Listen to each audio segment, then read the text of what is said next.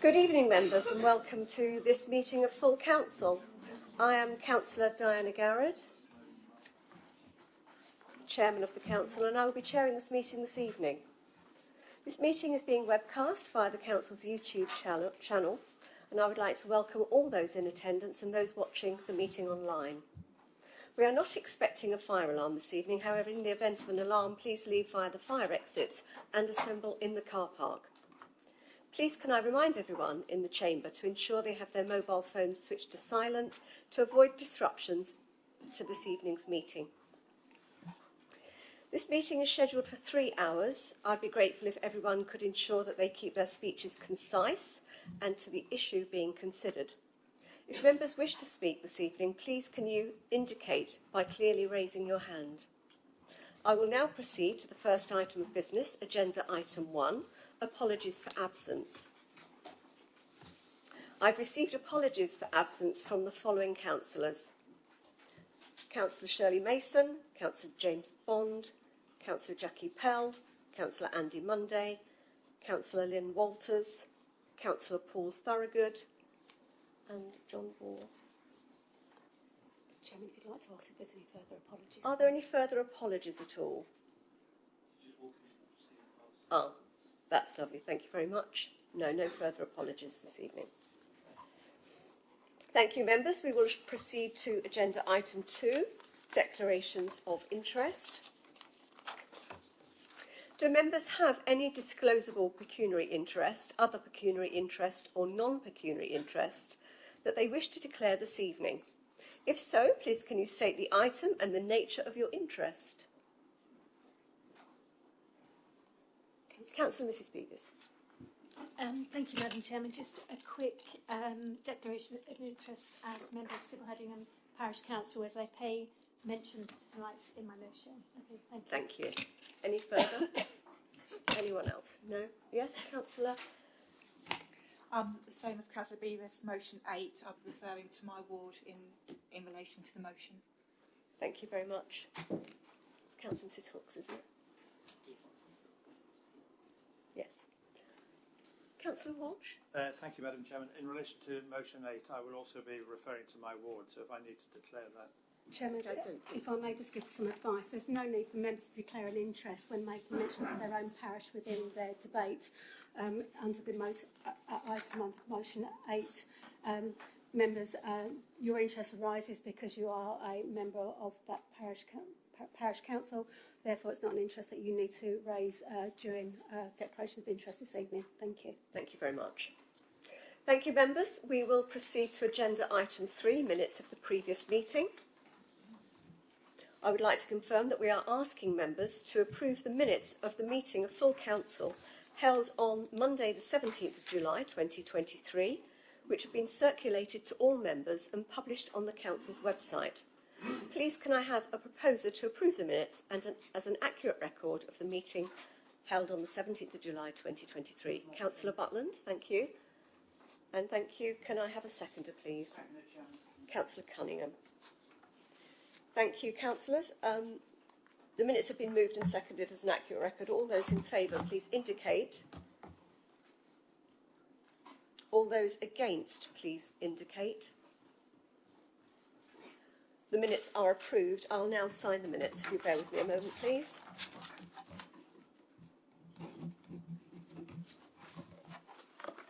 Thank you. I will now proceed to agenda item 4, public question time. Members, we have one registered speaker for this evening's meeting. Registered speakers have 3 minutes each to make their statements or ask a question. A warning bell will be sounded at the expiry of 3 minutes, and the registered speaker must cease speaking at the time if they have not already done so. Alan Mackenzie, you wish to speak about the decision of the Local Plan Subcommittee taken on the 21st of August 2023 to approve the Wethersfield Conservation Area Character Appraisal and Management Plan. Please come forward to the speaker's table, which you've done already. Thank you very much. You've got 3 minutes to ask your question or make your statement. Thank you, Madam Chair. Why did the Local Plan Subcommittee adopt the Wethersfield Conservation Area Plan at its meeting 2 weeks ago? I was present listening. The initial Weathersfield Conservation Area proposal in 2019 sought to remove about 2/3 of the existing conservation area. Unprecedented. A proposal which was roundly condemned in a public meeting in the village hall. After further discussion, the conservation area ended up being reduced by about 1/4. Weathersfield Parish Council sent a letter to the Planning Department dated 12th of July detailing reasons why certain areas should not be excluded. I'm told this was never provided with a reply. The attitude of the Planning Department seemed to harden to the extent that a pond adjacent to the parsonage will not even be kept in the conservation area, despite it being the reason the parsonage was there, providing spring-fed water. Not a highly significant point, but an indication of how hard the heels of the Department and Place Services were dug in. They just wanted done with it and were not engaged further, despite errors being pointed out. Additional representations were made at the meeting 2 weeks ago by an experienced planner and an architect. Despite these, and despite the leader and the deputy leader suggesting the plan should be delayed whilst the Finchingfield-Weathersfield neighbourhood plan is progressed, they were not listened to, and the proposal was put to a vote, but not before the leader of the council added a rider that the conservation area would be looked at again when the neighbourhood plan was completed. In such circumstances, professionally, you would not push for something to be voted upon. Given that there also remain errors in the document, which the parish council will highlight in due course, should not the full council revoke such a decision? Whilst on conservation areas, I've also been asked to say this. Weathersfield Airfield is already on Essex's historic environment record. Mr Mackenzie, I must stop you. You are departing from the question that you had registered. It's to do with conservation areas. So it's to do with conservation areas. So let me finish. Weathersfield Airfield is already on Essex's historic environment record, which is maintained by Place Services, who were very supportive of its non-designated... Mr Mackenzie, I'm afraid you are deviating from... It's about conservation areas. The subject is about conservation areas. It's about conservation areas. I'm talking about the Weathersfield Conservation Area, and I'm talking about the relevance of conservation areas to Weathersfield again. Chairman, if I may, the registered question was in relation to the decision of the Local Plan Subcommittee. That is on the basis of which this question was permitted under the public question time rules. Chairman, I would invite But the question, you to as I ask put Mr. it, Mackenzie was whether he related ceased to his question related on to with Weathersfield this item, and the please. conservation Mr. Mackenzie, area. It's to do with Mr. conservation Mackenzie, areas. I have given the advice of the chairman. Please allow the chairman to speak. Thank you. Thank you, Mr Mackenzie. I'm going to have to ask you to cease the question now because you have deviated quite substantially from the original question. I do reject that comment and do protest at it. That a member of the public cannot finish his question is quite disappointing, you must admit. Well, you can... I would have thought members would have wanted to hear a suggestion to do with Weathersfield and conservation areas, if you have all in the same question. If you have further questions, please write into us, but this It evening... wasn't a further question. It was related to Weathersfield Conservation Area. I think that's enough for this evening. We've got the gist of it. Thank you very much for your question. Now, would you please leave the table and return to the seating? Councillor Spray, would you like to respond? Yeah. Thank you very much, Madam Chairman. I'd like to thank Mr Mackenzie for his statement and question. Members of the Local Plan Subcommittee did listen very carefully on that evening to speakers who attended the meeting. They also had the benefit of the officer's very detailed report, which included independent professional advice. I'd also like to point out that the Historic Buildings Advisor was present on that evening throughout the meeting to answer questions on any points raised, which indeed she did.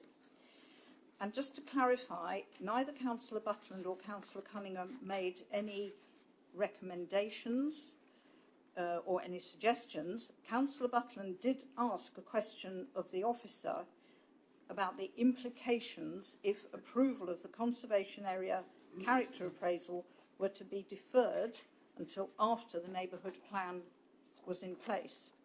Now, there was a very clear explanation from our officer, Alan Massow, that the two things are very different. Neighbourhood plans and conservation area character appraisals, different things, and both follow a very different planning process.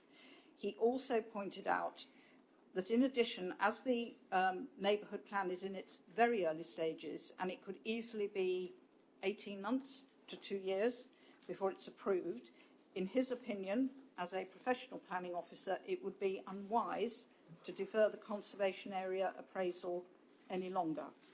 Now, bearing in mind all of that, and following, I think, a very good debate, the subcommittee did approve the conservation area appraisal and management plan.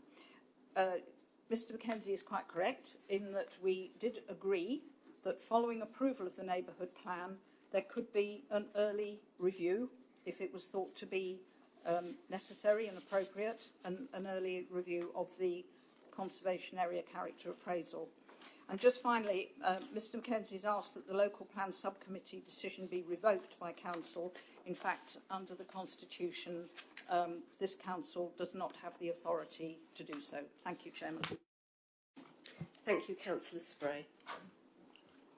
Thank you for your question, Mr Mackenzie. It's been taken on board. Thank you very much. Members, the reply by Councillor Spray concludes this evening's public question time. Mr Mackenzie, you are welcome to remain and observe the meeting. Alternatively, you may leave the meeting. Thank you again for your attendance. We can now proceed to agenda item 5, announcements and statements from the Chairman and the Leader of the Council. Members, I start this item with the sad announcement of the death of former colleague, District Councillor Michael Gage, who passed away on the 2nd of August 2023. Michael was elected to Braintree District Council in 1999 and he served continuously until 2011, representing Halstead St Andrews Ward. Michael was also a Cabinet Member for Regeneration, Economic Development, Transport and Environmental Issues between 2003 and 2006. Michael also represented his community on the Halstead Town Council and was the club president of Halstead Town Football Club. A Thanksgiving service for Michael was held at St Andrew's Church, Halstead, last Thursday, the 31st of August. On behalf of the Council, I would like to express and formally record our sincere condolences to Michael's family and all those who knew him. Turning to the duties I have performed as Chairman this summer, I have conducted 17 visits, including celebrating Braintree Police Station Open Day and Ukrainian Independence Day, both of which were very well attended. I've thoroughly enjoyed visiting members of the community with many more up-and-coming engagements in the lead-up to Christmas. I will be also hosting an evening at the Braintree Museum in late October to raise funds for my chosen charity, the Salvation Army, along with holding the annual Christmas service at St Peter's Church, Bocking. More details will follow.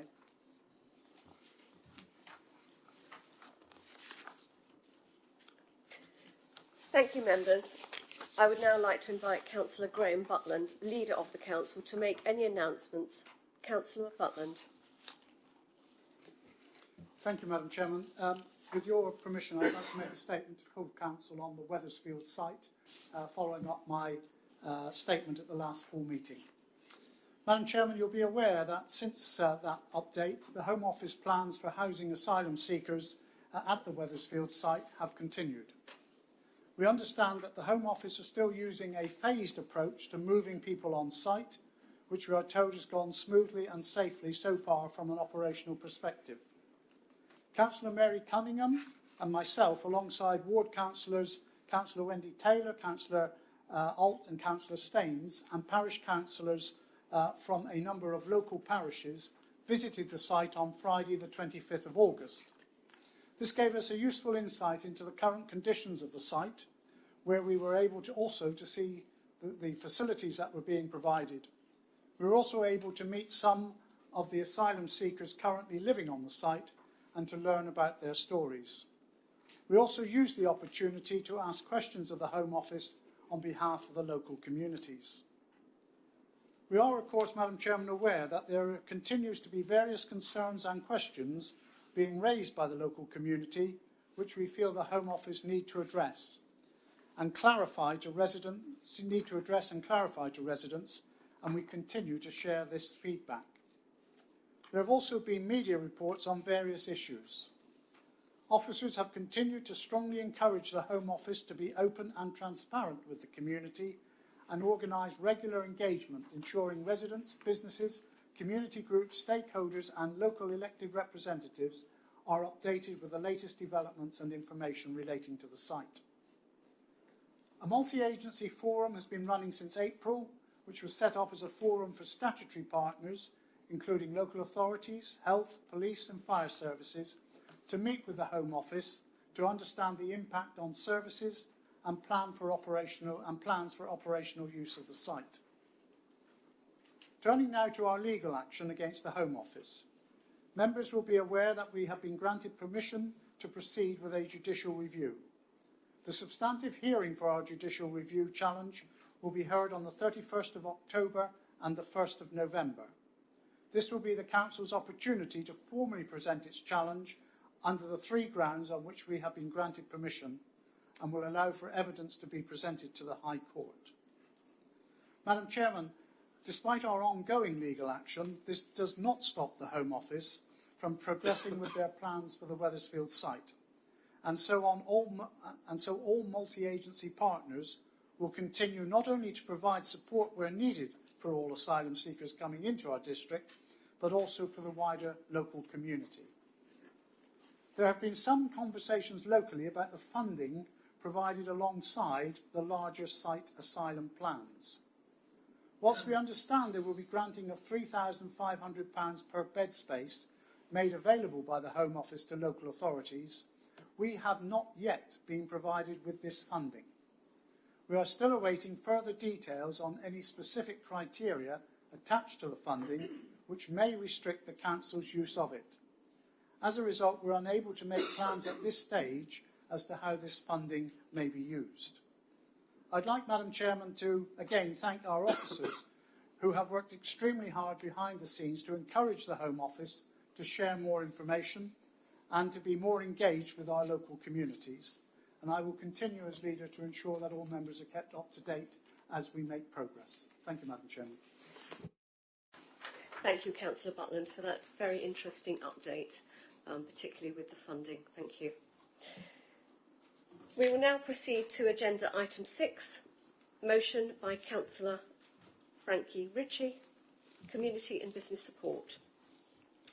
Members, this item is set out on page 5 of the agenda. As Councillor Ritchie and Councillor Mary Cunningham, the proposer and seconder of the motion, are present, this item may proceed. Before I invite Councillor Ritchie to introduce and formally state his motion, I can confirm that there are no amendments for this motion. Councillor Ritchie, please can you formally move your motion? Please can I remind you that before you make your speech on your motion, it must be seconded. Thank you, Madam Chairman. I so move the motion. Would you like me to state the motion and read it out to the group, or just?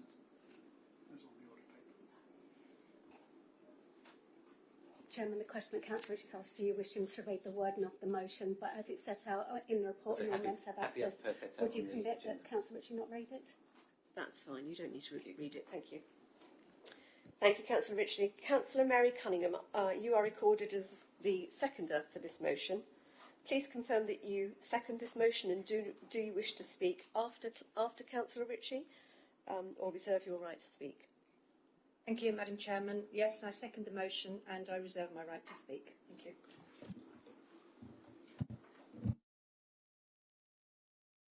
Thank you, Councillor Cunningham. Members, the motion has been formally moved and seconded by Councillor Ritchie and Councillor Cunningham. I will now invite Councillor Ritchie to make his speech. Thank you, Madam Chairman. As we bounce back together, I am proud that we continue with this approach to ensure our communities and our businesses receive this support. As mentioned in the motion, we have a dedicated £1 million fund to assist our communities with the cost of living issues, and it's already being used in assisting food banks to increase their reach across the district. Let's also not forget the unprecedented support this council gave during the pandemic, especially to our businesses. We were recognised locally and nationally for the speed at which we distributed grants that kept our local businesses operating and solvent, and we were on hand to give business advice when it was needed the most. For those of us that attended the recent member development evening held in August, there is huge amounts of work being planned by officers in delivering our allocation of the UK Shared Prosperity funding that supports community projects, business support and promotion of new skills and employment opportunities. Projects such as the Sole Trader Incubation Scheme to assist with bolstering small businesses, the Rural England Prosperity Fund and its two schemes, one to assist small and medium enterprises to grow and the other scheme for parish councils to receive funding for refurbishment projects or mend workshops in the local areas. And finally, the work of the NEEB to deliver support programmes to businesses to directly assist them with navigating the current cost of living crisis and economic pressures. Madam Chairman, these are the actions of an administration that recognises the long-term benefit in investing in our district's businesses, cares for our communities and working with the volunteer sector. And we commit and contract to this motion. Again, I so move. Thank you, Madam Chairman. Thank you, Councillor Ritchie. Do any members wish to speak on this motion? Please can I remind members that their speeches must be directed to the motion under discussion. Could you please raise your hands for a moment?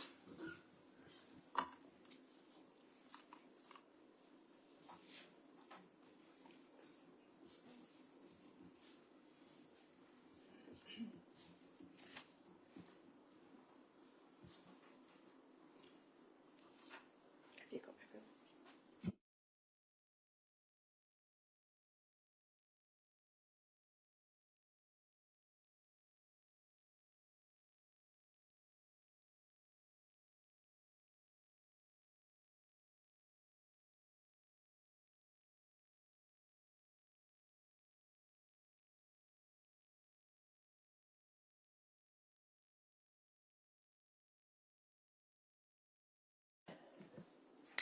Councillor Edwards, would you like to?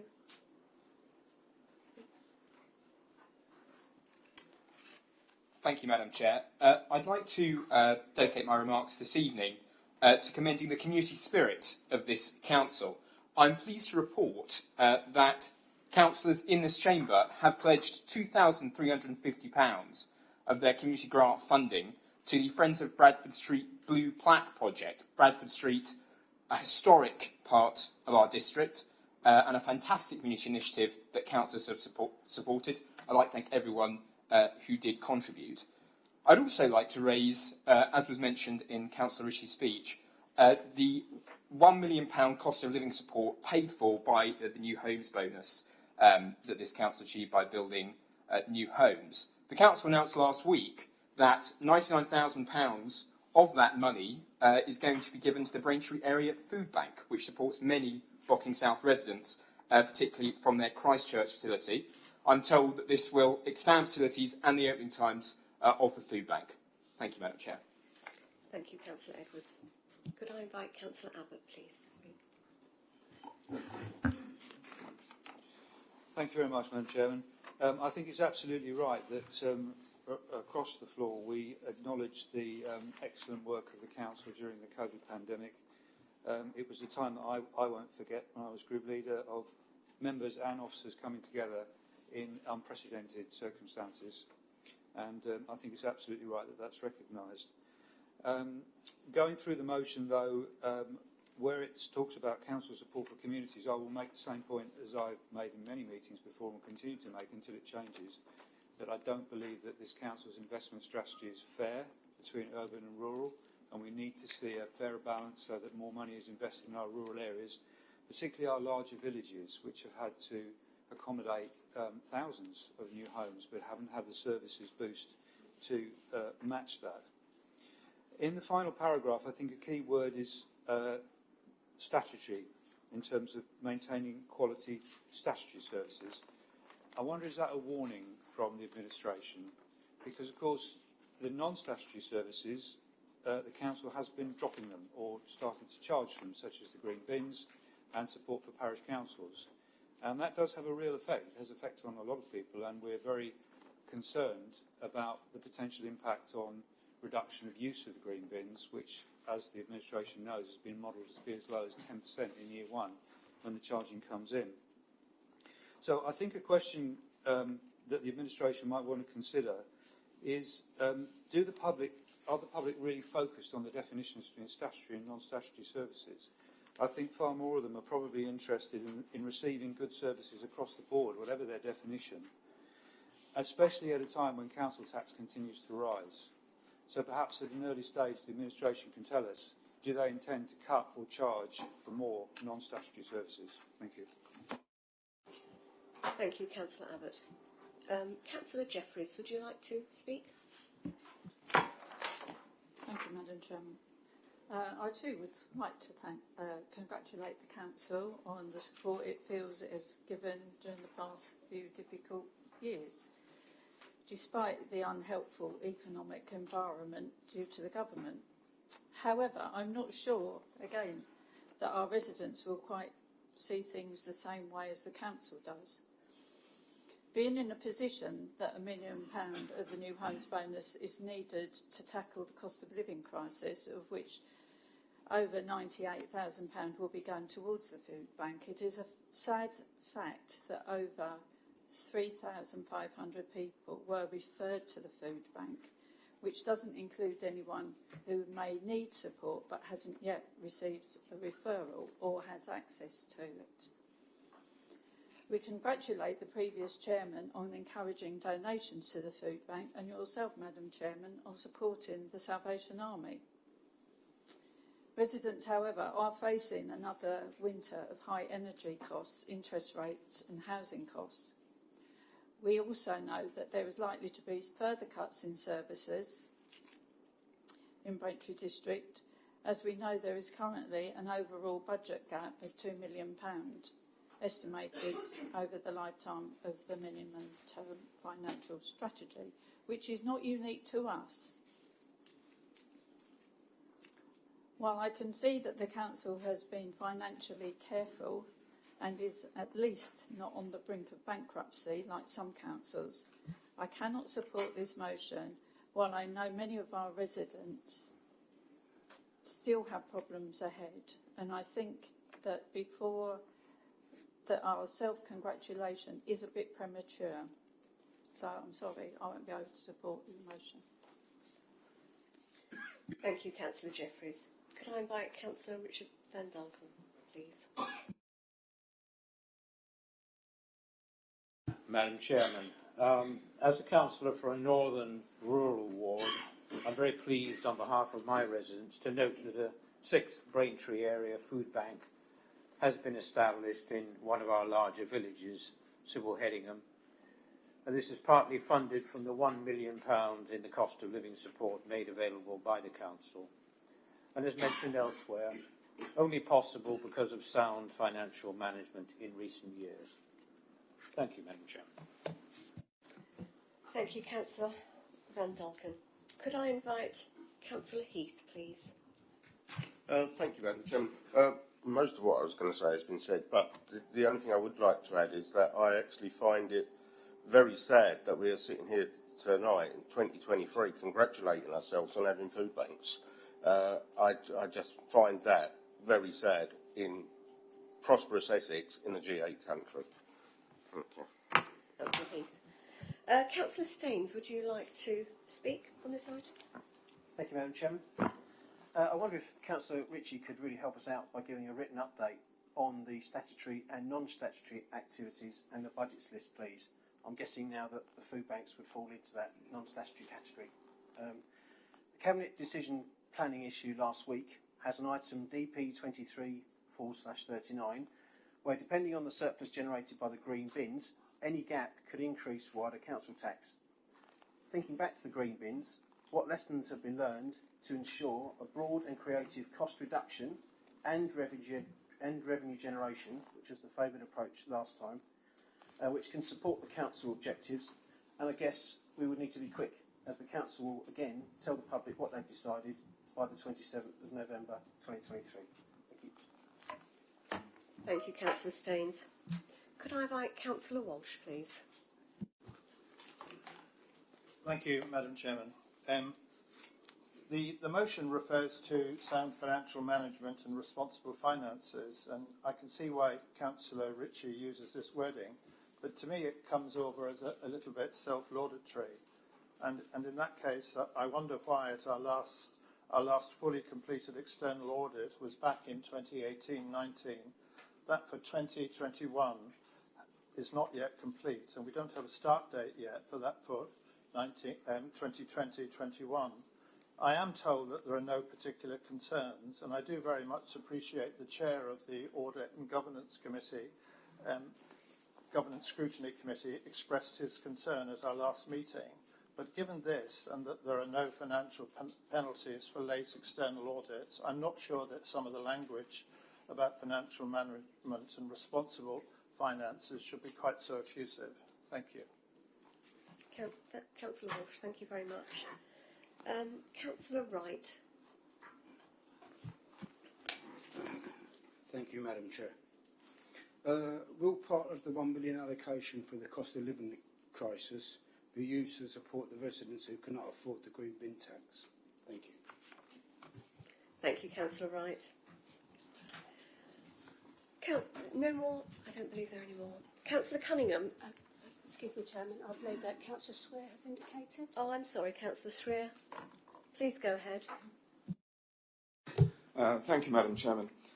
Madam Chair, I just want to mention in the motion of Councillor Ricky's speech, the importance that this council has been in gaining allocation of grant funding from government. This has been really important, and I'd like to illustrate this with the Welcome Back Fund from 21-22, where this council was awarded $268,000. Not only was this money spent in Braintree, Halstead and Witham, but more importantly, it was also spent in our key service villages as well. And there are examples of that in Calverton and Coggeshall, but importantly, some of this grant also went into our rural areas as well. And as many in this chamber will know, that I'm very keen to support rural areas and businesses and residents. And I think this is just one example of how this administration and indeed our officers have been able to get this money out extremely quickly to the rural areas as well as the towns as well, to support our residents and people. And of course, part of that government support has been that community engagement that we have done. It's been a boost to our tourism. It's also improved our green spaces as well. And we've been supporting our local events and festivities, getting people back together. So overall, I think this is a really good motion. So taking all of that into account, I think it's really helpful that we are helping our residents and helping our business prosperity across all of Braintree district, and especially in the rural areas, and I do welcome that. Thank you. Thank you, Councillor Schreer. Councillor Finken, did you indicate to speak? Yes, I did. Thank you. Would you like to go ahead? Thank you very much, Madam Chair. Yes, well, we hope that during the course of this administration we don't have too many more self-congratulatory motions, and that this might be the last one. But obviously we all agree that there are real and pressing problems facing this and all other English councils. As the chair of the LGA's Resources Board said at their conference in July, even well-run councils are at risk of coming to the end of the road financially. So we welcome the Conservative administration's commitment to play its part in looking after the most vulnerable, but the motion omits as much as it states, and we need to look at those things really. First of all, the £1 million allocation has already been said, comes from the New Homes bonus, not particularly from the sound financial management, so I think that's a bit misleading. Secondly, the motion doesn't mention, as Councillor Buckland stated during the call-in meeting of the slashing of the Council's garden waste scheme, that this is not at the end of the cuts that the Council will be forced to make. And he suggested that up to £2 million of further cuts may be necessary in the next few years, and the motion doesn't address that problem. I agree with what other councillors have said about the word statutory. Many of the activities and services that the council provides are not statutory, but that doesn't mean that cutting them is not a concern to our residents. Indeed, some of them are among the most valued services and activities provided by the council. And I'm really anxious, as are other councillors, about this division between statutory and optional, discretionary, because I think it downplays the importance of those discretionary services, which are really important. So we're not alone. Councils all over the country are struggling as a result of the lack of support, or too little support, because other councillors have drawn attention to what support has been given, but too little support from central government. 4 have already gone bankrupt, and at least 26 more are likely to follow during the next couple of years. And it's been said that in nearly all cases, this is not a case of financial misadministration or maladministration. So all councils, including ours, will have to implement further swingeing cuts in the coming years. And there are things that we could be saying to government about this. As the chair of the LGA has said, simplify our funding, cut out wasteful and unnecessary bidding for resources, and give us long-term certainty and stability. So we really think on this side of the House that we are not thinking that it's appropriate for the administration to bring motions patting itself on the back, and we will therefore be opposing the motion. Thank you, Councillor Finken. Councillor Butland, have you indicated to speak? Yes, Madam Chairman, I wasn't going to, but my dear friend Councillor Finken has brought me to say. I just wanted to correct 2 errors in his speech, or misunderstandings perhaps, that would be better to say. The new homes bonus was actually sound financial management, because we could, like many other authorities, have used that as part of our general fund over the years. So I think the fact that we didn't, and we put it aside, actually was sound financial management. I think the other thing I just would like to pick up was, I didn't talk about a number of cuts, I talked about difficult decisions having to be made, some of which might be cuts, some of which might be ways in which one increases income into the authority. And if I could just very briefly pick up on the third point from Councillor Finken's former Socialist colleague, Councillor Walsh, and that's about, well, you used to be colleagues, I understand, the issue about audit.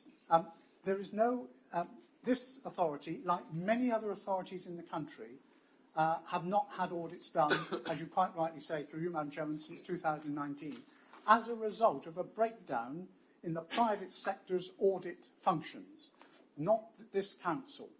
So I'm sure he didn't mean to suggest that that might include some financial impropriety here, but we are, like many authorities, including much larger ones such as Essex County Council, as much concerned about the lack of audits being done, and certainly as I watched the governance meeting where Councillor Walsh was present, where that was set out quite clearly. Thank you, Madam Chairman. Thank you, Councillor Butland. I don't believe we have any further speakers. Councillor Cunningham, as seconder to the motion and having reserved your right to speak, do you wish to do so now? Thank you. I'm very pleased that we've brought this motion to full council this evening. It is so important that the council reaffirms its commitment to businesses and communities and demonstrates how it has and will continue to support residents as we move forward from really unprecedented times. And because of this current commitment to support our communities, other difficult financial decisions on spending have had to be taken. I'm just going to outline a few of the community areas that we've been able to support. We continue to provide over £60,000 per year in councillor community grants, available to all councillors, urban and rural, to support our volunteer services, to continue delivering essential services to our communities. And importantly, we also recognise through the volunteer awards those who go above and beyond.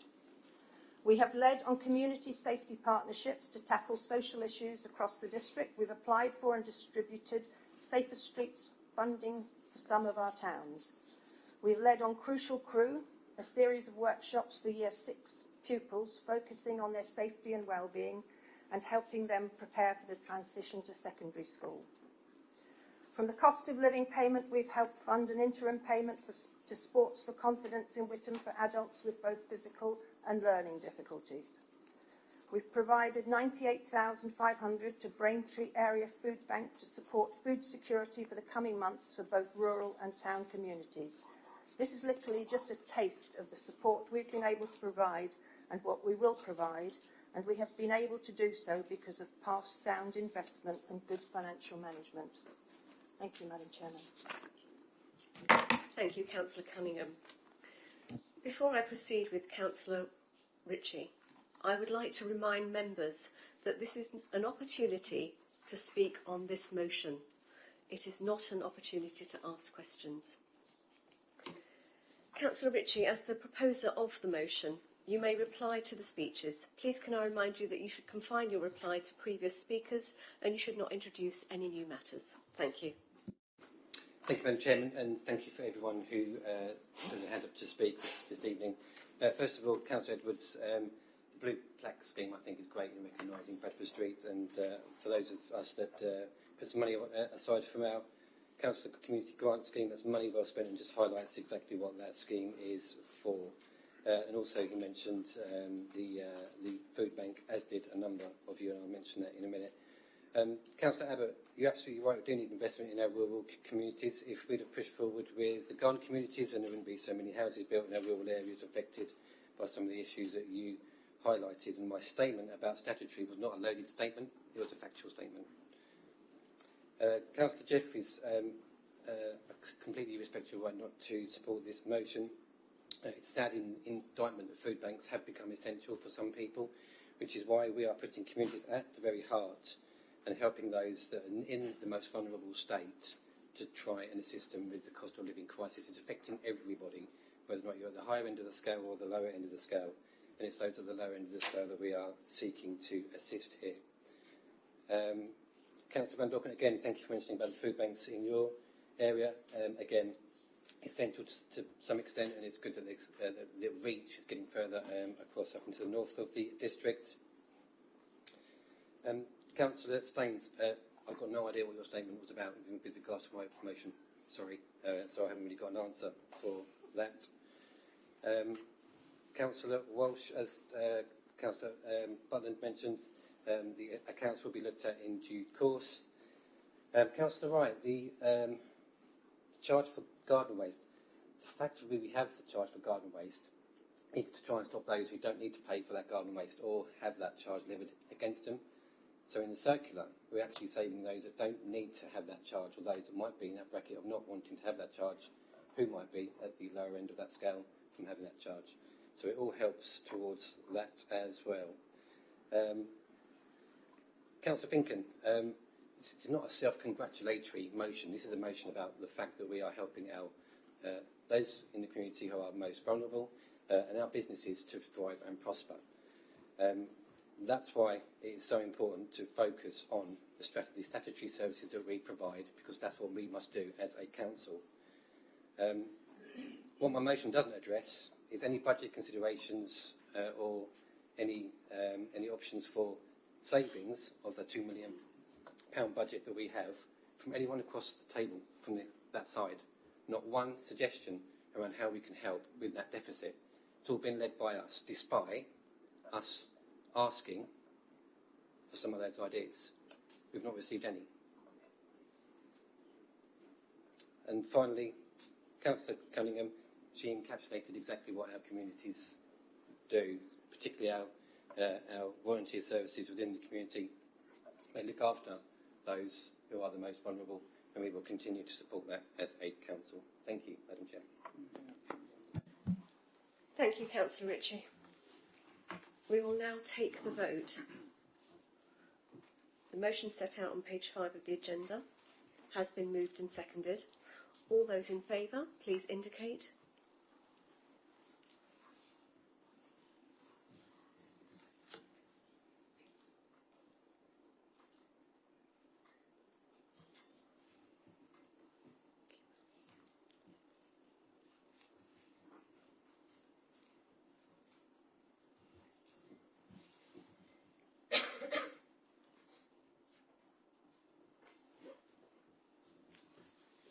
If you'd like to call for against, Chairman. And any for those against, please.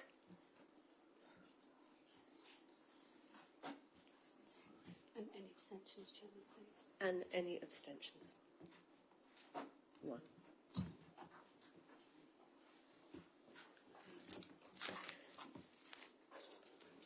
the motion has been approved. Thank you very much. I'll now proceed to agenda item 7, motion by Councillor Lynette Bowers-Flint, Affordable Housing Delivery Programme. Members, following the publication of this report, as set out on pages 7 and 8 of the agenda, an amendment to the published motion was received in accordance with the Council procedural rules. Councillor Bowers-Flint and Councillor Spray, as the proposer and seconder of the original motion, were consulted and have consented to the amendment. As a consequence of this acceptance, the amended motion is now the substantive motion to be considered this evening. Members, please can I remind you that an addendum report setting out the amended motion was published and circulated to all members last Thursday, the 31st of August, and we will be referring to the amended motion report for the debate. As Councillor Bowers-Flint and Councillor Spray, the proposer and seconder of the motion, are present, this item may proceed. Councillor Bowers-Flint, please can you formally move your motion?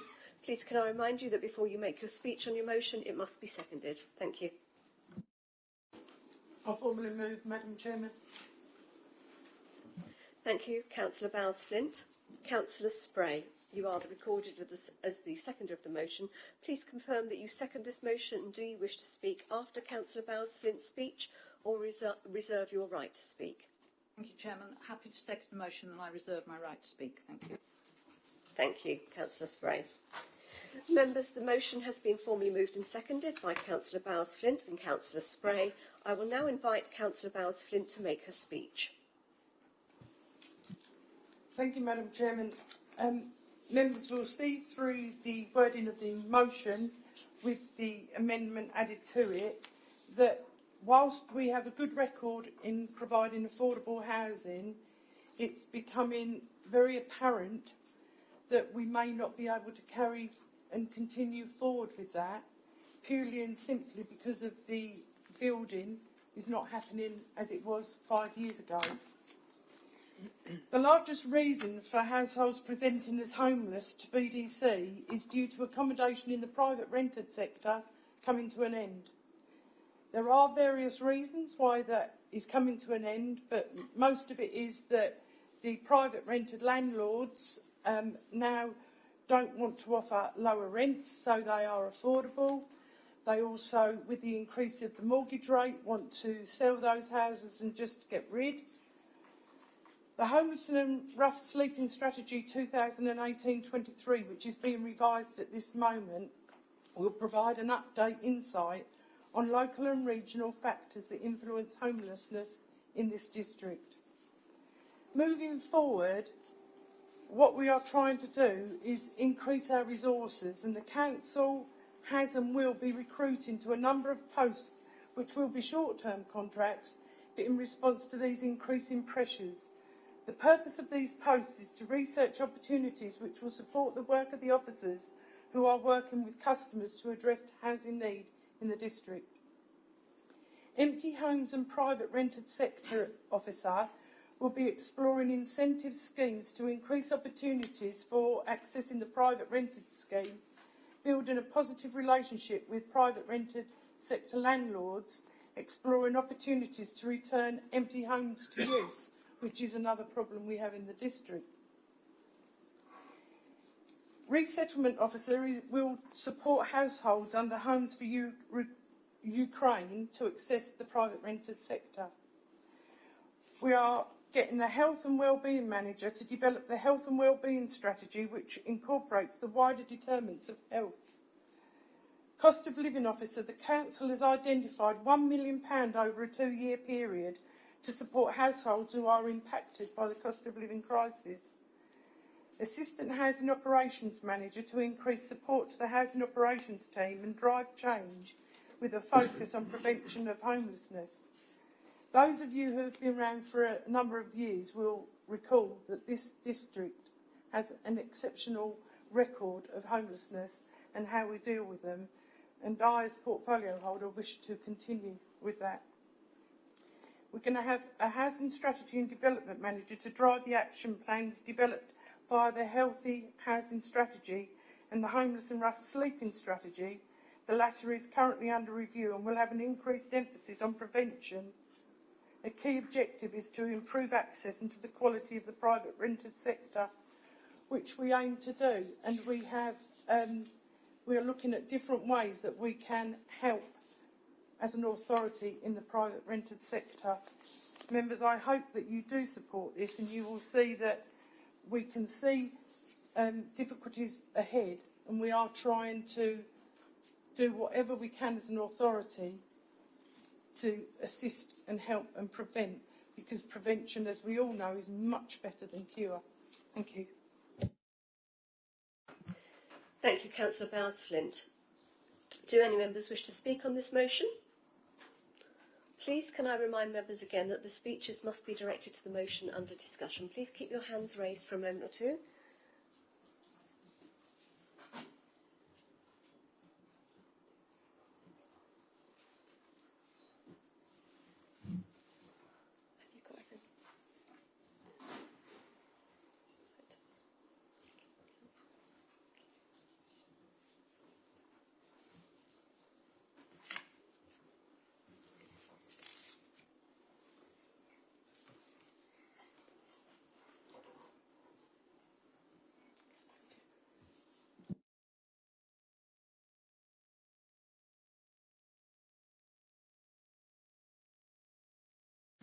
I will invite Councillor Jeffries, please. Would you like to speak?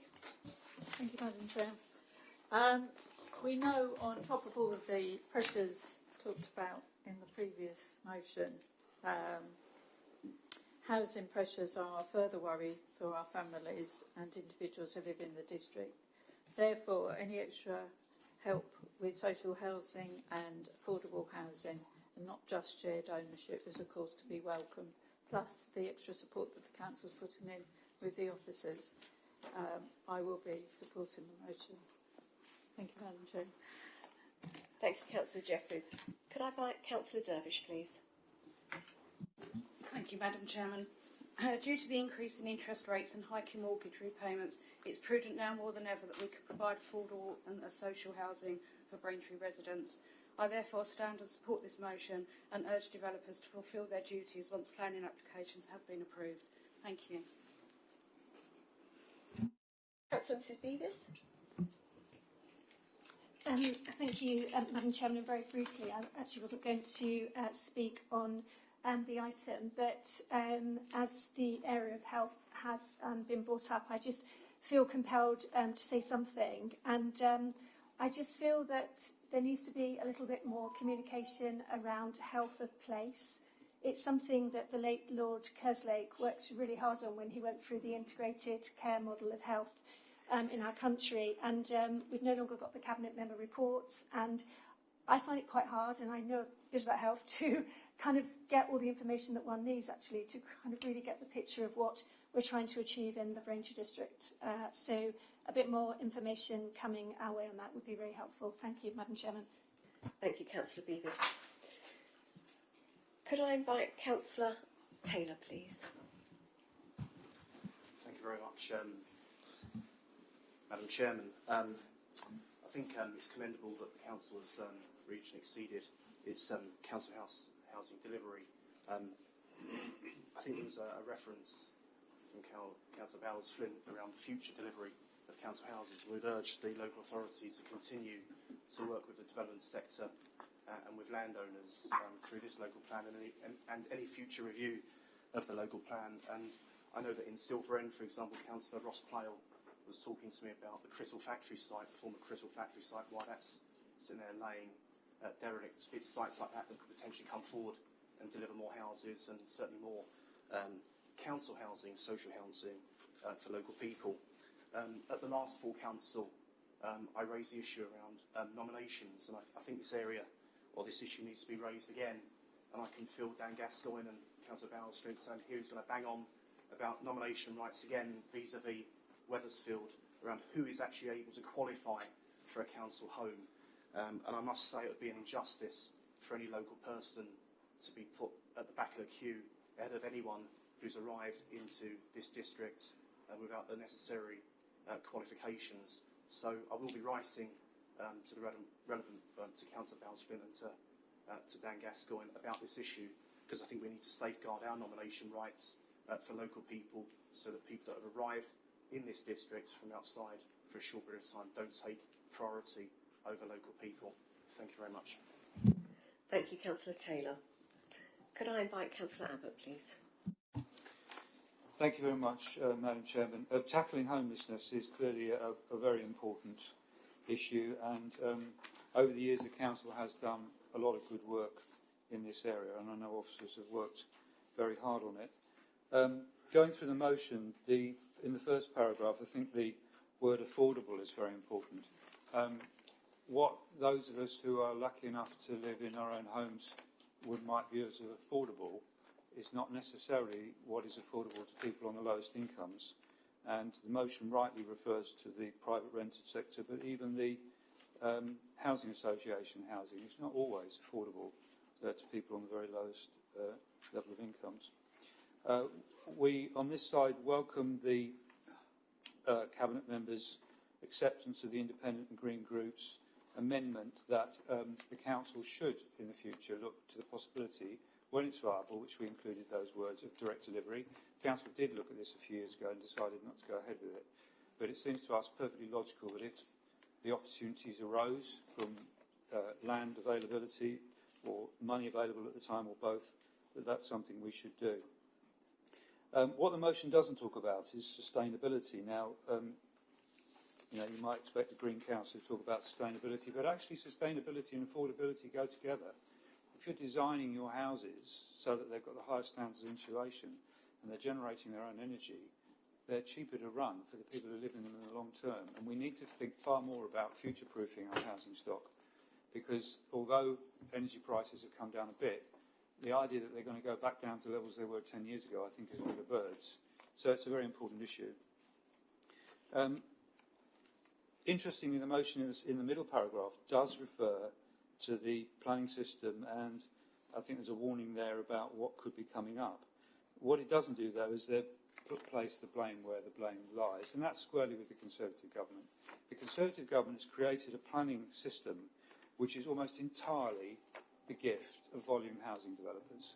And if they decide to sit on sites and not build them despite having planning consent, if they decide to constantly appeal against local authority decisions and play the housing land supply game, they can, and they get away with it, because the government has created that system. In response to the previous councillor, it's quite interesting how the Conservatives like to keep talking about Silver End, which I've represented for nearly 25 years, along with Councillor Wright and formerly Councillor Hughes. And I know why you're doing it, for political reasons, obviously. We have, over the years, tried strenuously, as officers know, to get movement on the old factory site in Silver End, and it's an issue of the landowner not progressing it. And we continue to have discussions with officers, and as the district councillors, this is a district issue, not a county issue. But I would say, going back to the point I made in the previous motion, that even with that site not coming forward, Silver End is still looking at having another appeal, just been lost by this council, 600 houses in a non-key service village. That's an awful lot of extra residents that we've got to try and provide extra services for, which goes back to the point I made in the first motion. So there's a circular argument here, and there's lots of complexity to it. Overall, I support what the administration is saying in this motion, but it would have been even better if you'd have laid some of the blame where it lies, which was with central government. Thank you. Thank you, Councillor Abbott. Could I invite Councillor Heath, please? Thank you, Madam Chairman. I welcome and would like to support this motion as somebody that's lived in the district for the whole of their 60 years and very proudly have done so. What we need to do is, what we must strive to do, is get people into their first homes and then be able to build their families and build their roots. And that is becoming more and more difficult with the way that the housing market is set now.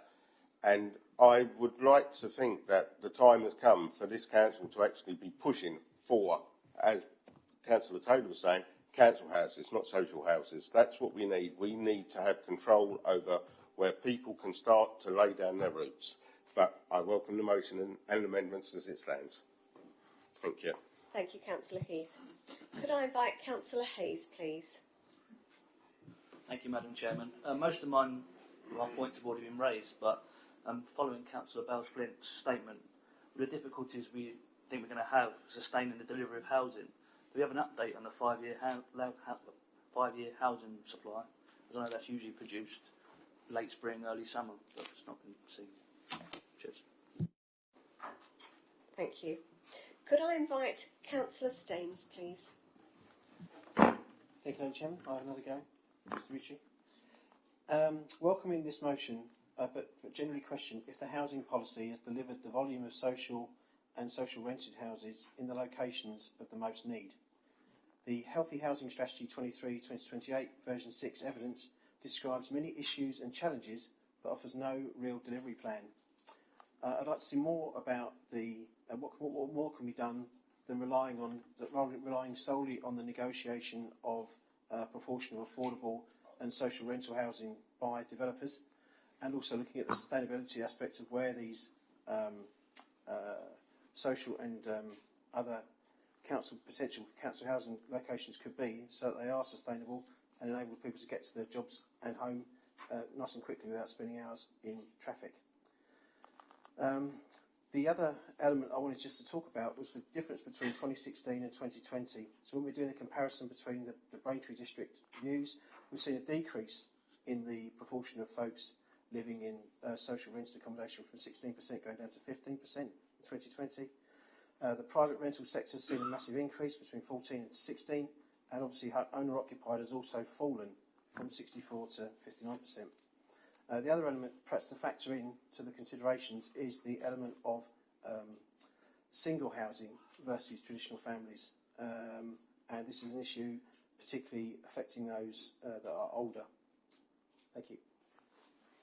Thank you, Councillor Staines. Could I invite Councillor Williams, please, to speak?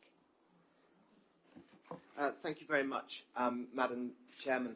I can remember the first time I walked into the first property that I owned. It was a postage stamp of a flat in southwest London that consisted of 2 rooms, 2 windows, no balcony, certainly no garden. But my wife and I, then girlfriend, we were ecstatic because it was ours. And there is no way that we could have afforded that flat if it wasn't for the fact that it was affordable housing. So we got it through shared ownership. There's also no way that we could be living in the fantastic new build house that we now live in the Braintree district, if it wasn't for the fact that we were able to get on the ladder in that way. And on that development, where I live now, there are a number of affordable homes, and it's fantastic to see that. But it's not only on that development in this district where there are affordable homes. If you come to my ward in Whittam Central and come to the south of the ward, you'll come to the Mulberries estate, a new development that I believe is still being built at the moment, and there are many, many affordable homes on that estate. I'm sure that many are included in the very impressive figures that we see today. And I think I'm right in saying I've knocked on every door on that estate, and the people behind those doors are fantastic. They're ambitious for themselves, they're ambitious for their families, and importantly, they're ambitious for their town as well. And this is really important because these figures are not just important because they're good for the people who have these homes, although that is the case. They're also important because they're good for the future of our district. It shows that we are laying the foundations for the future. So I very much support this motion, but I would just say 2 things. First of all, and this isn't an original thing to say, but these new houses have to come with infrastructure, and I will keep on pushing for a new healthcare facility for Whittam, and I would urge this administration to proactively look after that and to go after that particular project and support it. And secondly, I would say that we're not out of the woods yet, and there's a long way to go. There are plenty of people in my ward and indeed across the whole district who simply cannot get on the housing ladder. So whilst I support this, I would say to this administration, please don't take your foot off the gas, because the hopes, dreams and aspirations of many people across our district, and indeed the future of our district, depends on it. Thank you. Thank you very much. Could I invite Councillor Walsh, please? Thank you, Madam Chairman. A very brief personal comment, which I shouldn't have to make, but I should have made a point of order when Councillor Buckland again made a personal remark against me, accusing me of being a former socialist. Councillor Walsh, please. I'm less familiar with procedure than other councillors. Time has passed for that. We are now dealing with the motion, please. I was never accused of being a socialist in Labour, so he's wrong on fact, but that's fairly typical. In terms of the motion, I would like to make it clear that I support this motion. In my ward, and especially in Coggeshall, and I won't get into the lively debate of whether Coggeshall is a town or a village, there is, given its heritage and attractiveness, a price premium. And this results, and indeed prevents, some long-term residents and their descendants from being able to afford to buy or rent on the private markets. Hence, I support this need as set out in the motion for truly affordable housing, affordable or social housing. Thank you. Thank you, Councillor Walsh. Councillor Parker, please. Thank you, Madam Chairman. Yes, I'm very happy to support this motion. I'm very glad that the Cabinet member has brought this motion forward. I was particularly interested to see, or pleased to see her reference to the private rented sector. I think we talk a lot about home ownership, we talk a lot about affordable housing, rightly. We mustn't also forget the private rented sector and the pressures that those people in private rented are facing with increased rents. I think it's been interesting to see certainly one planning application we've had recently where the developer was proposing a number of housing specifically for private rent. I would hope that actually we would see more private rent, more supply of private rent coming to the market to try and address some of those cost pressures in the private rented, because there will be a lot of people who can't access affordable housing, can't get on the housing ladder, or be stuck in that private rented sector. So we mustn't forget about that. Thank you, Madam Chairman. Thank you, Councillor Parker. Am I right in thinking there are no further speakers on this motion? Thank you. Councillor Spray, as seconder to the motion, and having reserved your right to speak, do you wish to speak now? Yes, thank you very much, Chairman. Very happy to support this. I just will mention one thing first. Councillor Hayes talked about the 5-year supply, housing supply, which is a key part of this debate, really. And he's absolutely right. Normally that figure is released late spring or early summer. We've been holding back a bit this year in the hopes that the government's planned reforms would be approved by now. Sadly, it appears that's not going to be the case.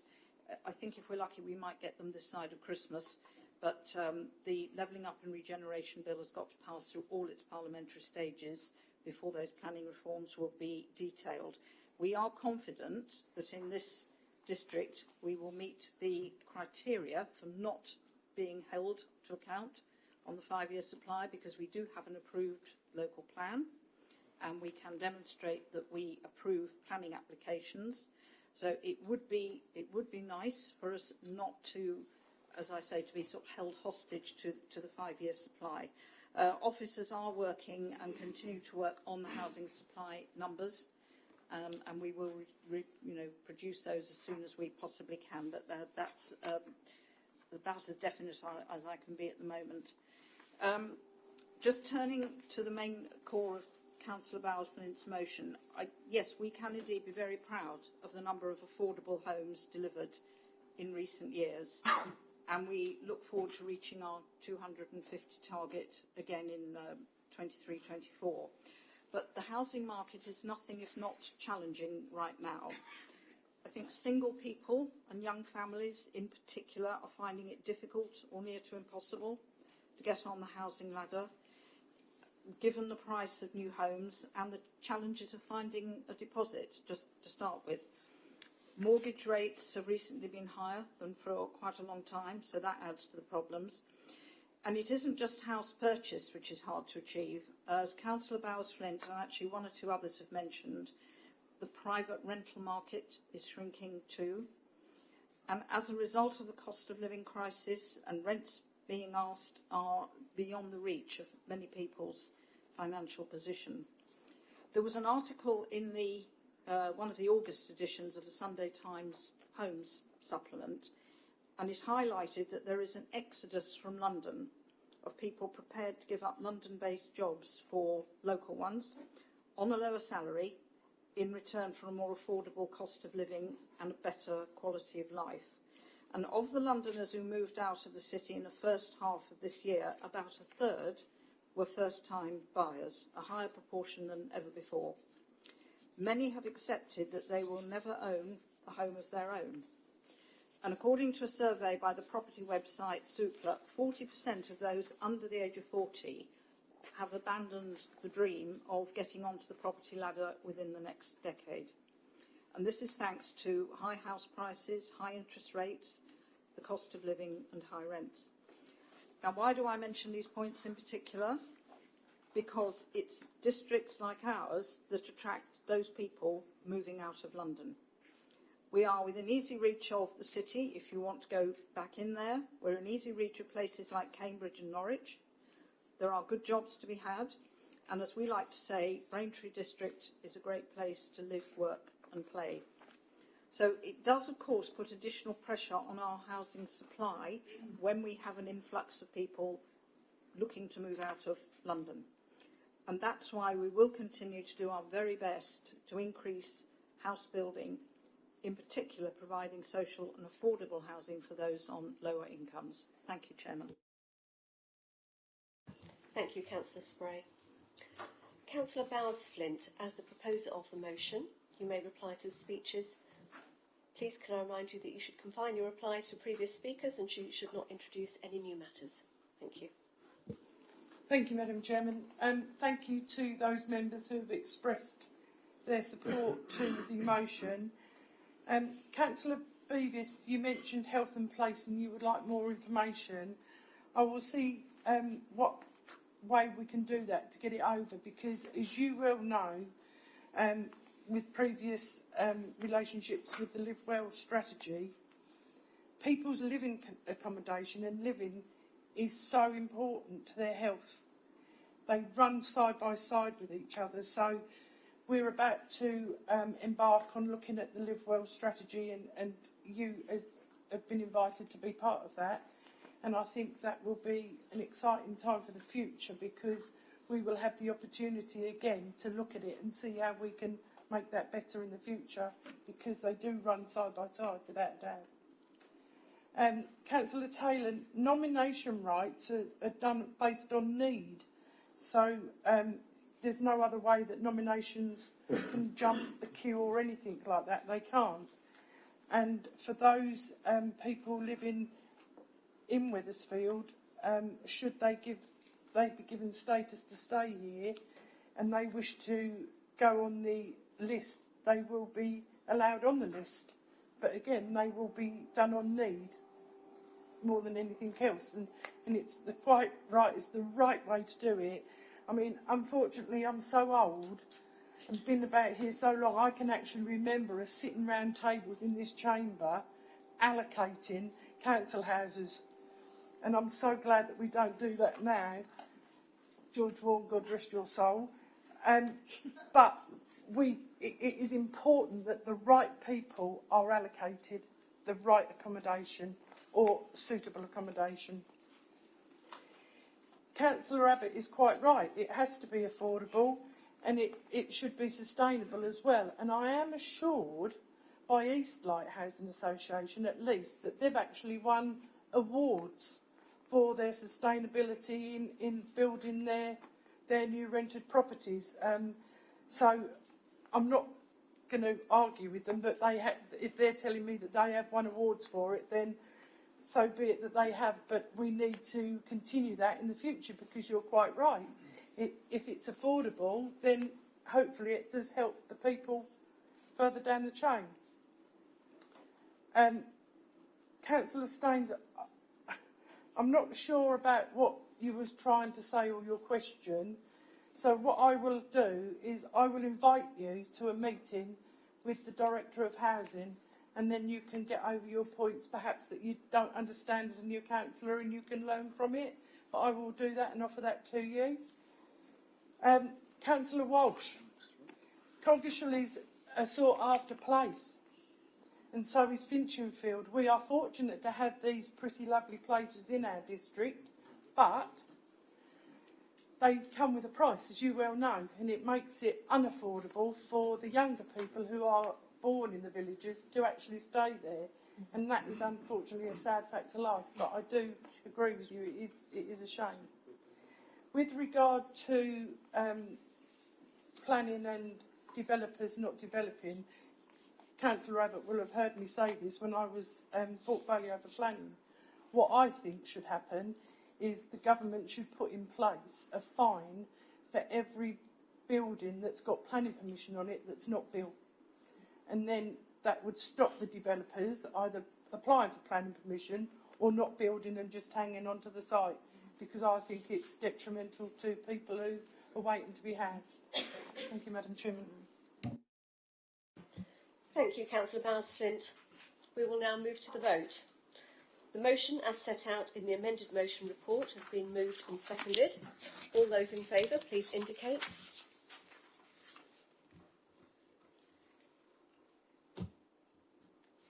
Chairman, that appears to be a unanimous vote It in does. favour of the motion. It does. Thank you. That is a unanimous vote. Chairman, if you'd just like to announce that the motion has been approved. Yeah, the motion has been approved. Thank you very much. I will now proceed to item 8, motion by Councillor Joanne Beavis, delivering a balanced budget and quality services. Members, this item is set out on page 9 of the agenda. Before I invite Councillor Beavis to introduce and formally state her motion, I can confirm that there are no amendments for this motion. As Councillor Beavis and Councillor Abbott, the proposer and seconder of the motion, are present, this item may proceed. Councillor Beavis, please can you formally move your motion? Please can I remind you that before you make your speech on your motion, it must be seconded. Thank you, Madam Chairman. I formally move the motion. Thank you, Councillor Beavis. Councillor Abbott, you are recorded as the seconder of the motion. Please confirm that you second this motion, and do you wish to speak after Councillor Beavis' speech or reserve your right to speak? Thank you, Madam Chairman. I second the motion and reserve the right to speak later. Thank you, Councillor Abbott. Members, the motion has been formally moved and seconded by Councillor Beavis and Councillor Abbott. I will now invite Councillor Beavis to make her speech.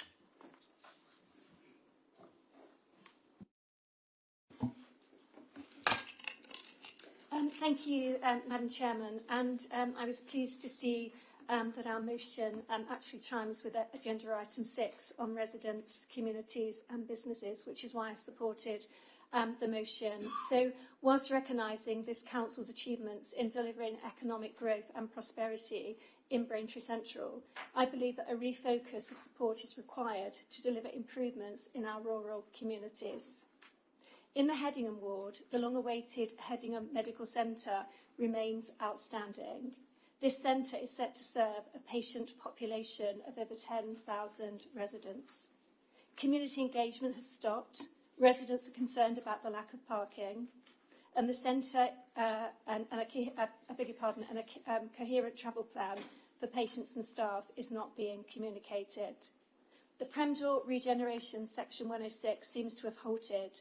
Community litter is not being collected, leaving a small bank of local residents to regularly deliver rubbish to the Braintree tip. Headingham United Football Club operates out of Braintree District Council-owned buildings, which requires immediate improvements in line with the growth of the volunteer-run club. The NatWest Bank building is dilapidated. The Riverwalk surface has not been completed. Community allotments have not been delivered, and the land transfer from Braintree District Council to Sybil Headingham Parish Council remains outstanding. Braintree District Council-owned Rippers Court requires attention and support to grow the site in line with the Premdor regeneration site and the new Headingham Medical Centre. A rural communities improvement plan for villages such as Sybil Headingham would deliver economic growth and prosperity, which would be in line with the levelling up of our district. A greater commitment is required to provide regular and reliable public transport in our rural areas, highlighted at the Levelling Up members' training recently. The north of the Braintree district boasts some of the finest tourist attractions in Essex. Levelling up our district must surely recognise the viability of our villages, such as Sybil Hedingham, and support these to grow and prosper. In summary, this motion seeks to recognise and declare a rural improvement plan for our district. And in completing my motion, Madam Chairman, I don't think it's right to point the finger on which side is delivering a better budget. We have an executive-style model here at Braintree District Council, which maybe needs to refocus and focus on all communities. And I think it's just worth remembering, as we think about the first motion of the evening, that actually the multi-million-pound cost of living crisis was a motion that actually came from this side of the chamber. Thank you, Madam Chairman. Thank you, Councillor Beavis. Do any members wish to speak on this motion? Please can I remind members that their speeches must be directed to the motion under discussion. Could you please raise your hands?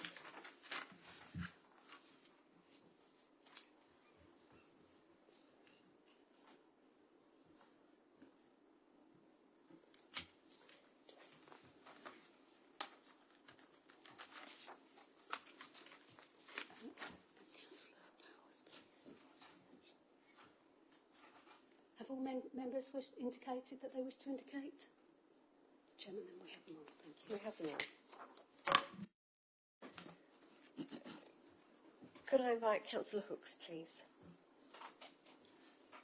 Thank you, Madam Chairman. I speak in support of the motion proposed by Councillor Beavis. To help with levelling up and fairness across the district, I believe the Council should refocus some priorities to deliver greater improvements in our rural communities. One way to ensure funding gets to our rural areas is to provide provide funding back to our parish councils, specifically for community use. Year on year, parish councils have lost funding streams, including the loss of the bonus money gained from BDC, from the surplus fund, and the parish support grant. There was much made in the budgetary debate back in February that PCs are sitting on thousands of pounds, but in reality these reserves are a legal requirement for them to hold and not readily available to use. Our parish councils are the heart of our communities, and in the Rain Ward the loss of funding over years has meant that community projects for the villages have been very difficult to fund. Across the district, our parish councils own village halls, playgrounds and open spaces which are the heart of the community. Let's invest in them with clear guidance to help our communities to grow and flourish. Thank you, Madam Chair. Thank you, Councillor Hooks. Councillor Finken, would you like to speak? Thank you very much, Madam Chairman. Yes, our group would like to support Councillor Beavis's argument and so on about the rural areas, but we're a bit concerned about the wording of the motion.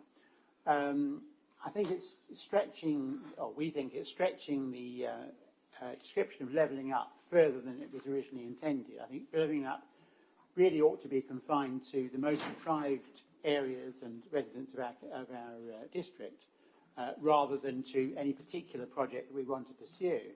And I think we ought to be thinking that every ward, every area, every parish, every town has different needs and ambitions.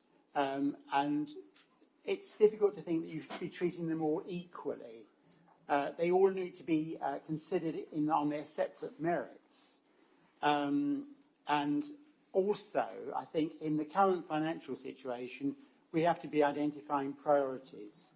There are certain things, obviously, that we should be saying are really important, and other things which maybe we've got to put on the back burner for the time being because of the financial situation in the country and in this council's area. So we support the general argument and the ideas that the councillors Beavis and Hooks have put forward, but we have certain reservations about the wording of the motion. Thank you, Madam Chairman. Thank you, Councillor Finken. Could I invite Councillor Staines, please? Thank you, Madam Chair.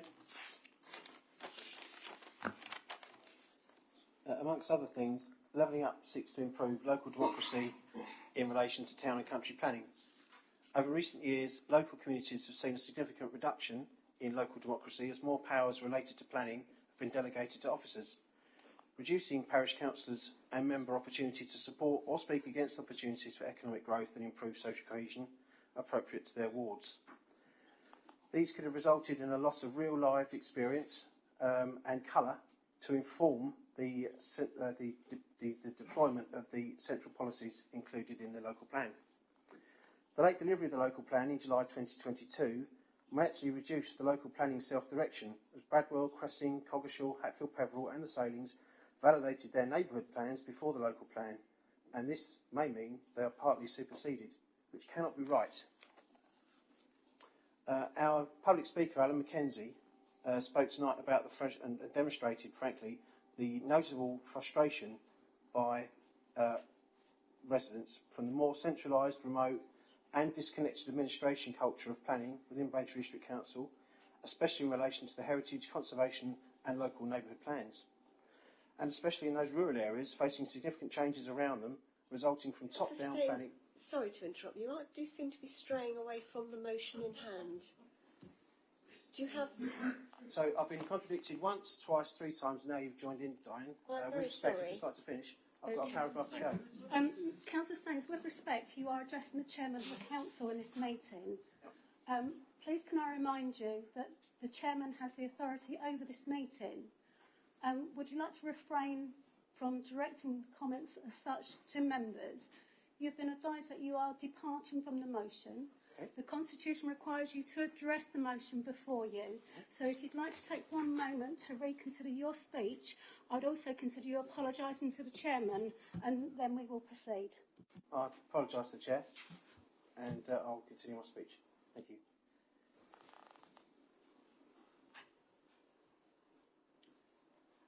A rural improvement plan might help address resident concerns in the district. I support the motion. Thank you. Thank you, Councillor Staines. Could I now invite Councillor Walsh, please? Thank you, Madam Chairman.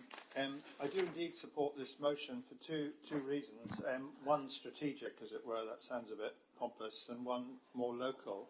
On the policy ground, I think it's curious, at least, that the latest key financial indicators, which we examined at the last meeting of Governance and Audit Scrutiny on, I think, page 6, it summarised the key capital spend, some key capital spend figures, and the total for the Rural Prosperity Fund is £147,000. Compare this to the Plaza and Horizon 120 projects, which together amount, I believe, to £782,000, or with the Witham and Halstead Town Centres and Halstead Community Grants, together totalling £1.2 million. Is this respective distribution allocation of funds equitable, for example, in terms of spend per capita, or a fair distribution on socio-economic criteria? My final point is on the local level. In Coggeshall, for example, I think we should confirm that all necessary infrastructure improvements take place before planning consents can start. For example, our surgery is still to get the extra £150,000 promised before any of the Bovis scheme houses were commenced, and concerns have been expressed about local sewage capacity. And I see that the National Conservative government now wants to water down, pardon the terrible pun, wants to water down regulations about not adding to phosphate or nitrate pollution. I mean, do our toxic rivers really need less regulation? Lastly, I think we should improve community transport, especially from smaller villages such as Stystead and Bradwell to places like Braintree or Halstead. And finally, I would support the use of local tourism, greater use of local tourism attractions and historic street markets. Thank you. Thank you, Councillor Walsh.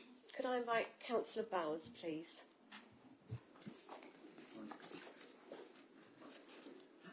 Thank you, Madam Chairman. I've listened to what people have said so far, and before I go on to what I want to say, I just want to remind the proposer of the motion that this is supposedly a motion about fairness. And we've heard a lot tonight about just rural communities. Now, the most deprived areas in this district are Bocking South and Whetton West, so they're urban. So I just want to make that point, that it's not just about the rural areas, and it doesn't fit in with the motion what's before us tonight. And we know you want to talk about Headingham and Finchinville all the time, but it'd be interested to know where the money's going to come from and how things are going to be paid for. Now, going on from what I was standing up to say, firstly, I feel I need to make some clarity around this motion. In my Cabinet Member role responsible for finance, I must make it clear to Council that it is a legal requirement that the Council balances its budget, and to do otherwise would mean we would be in a Section 114 notice territory. Therefore, we wouldn't just be striving to provide a balanced budget, as the motion states. To focus on the motion regarding the Council delivering quality services, we must all recognise that this is something which this Council has an excellent track record of, and it's been referenced already tonight. Even during the pandemic, the biggest challenge this Council and our residents have faced in recent times, we continue to provide frontline services to all our residents, whether that be for those in towns or rural areas. This Council was there for all our residents. This is continuing for all, whether that be supporting individuals, businesses or local food banks. Especially with our £1 million cost of living support package, we have been there for our residents and will continue to do that as we move forward. Again, this is irrelevant on where you live. We are here for you all. When tested in times of crisis, our staff were there day in, day out, and something we should all be proud. Moving on to this Council striving to deliver a balanced budget, one which I mentioned we are legally required to do, we just need to explore this motion a little further and whether the ING Group truly believe in this motion themselves. And it would be good to know what has changed since they were the G&I Group. As only as recent as a few months ago, despite looking to make some amendments on this year's budget and beyond, there was seemingly nothing put forward in the form of how we would provide a balanced budget over the lifetime of the MTFS. That's the medium-term financial strategy. Though here we are with a Leader of the Opposition presenting a motion advocating the delivery of a balanced budget. Maybe there has been such a seismic shift with a new Leader of the Opposition that we are going to witness a completely new approach to the budget process from the ING Group.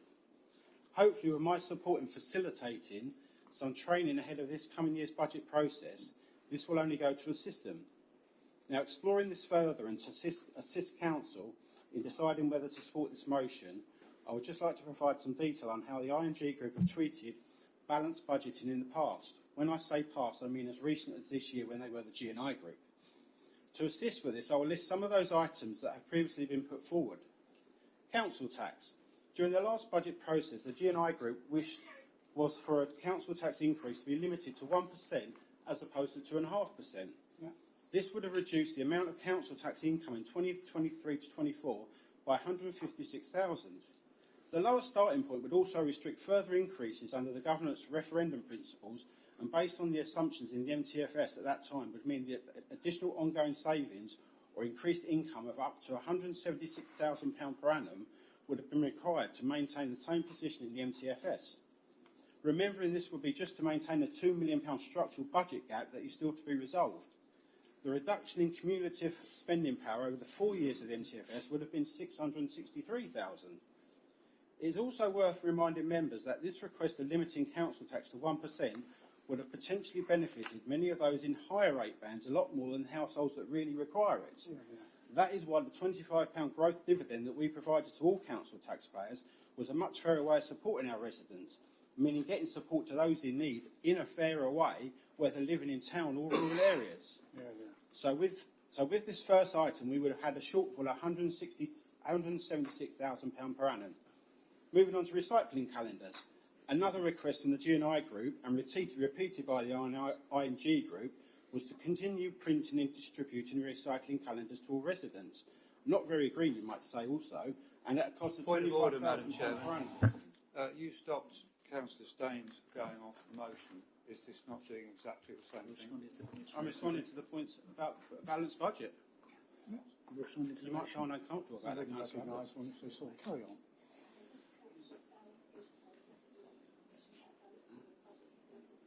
On the previous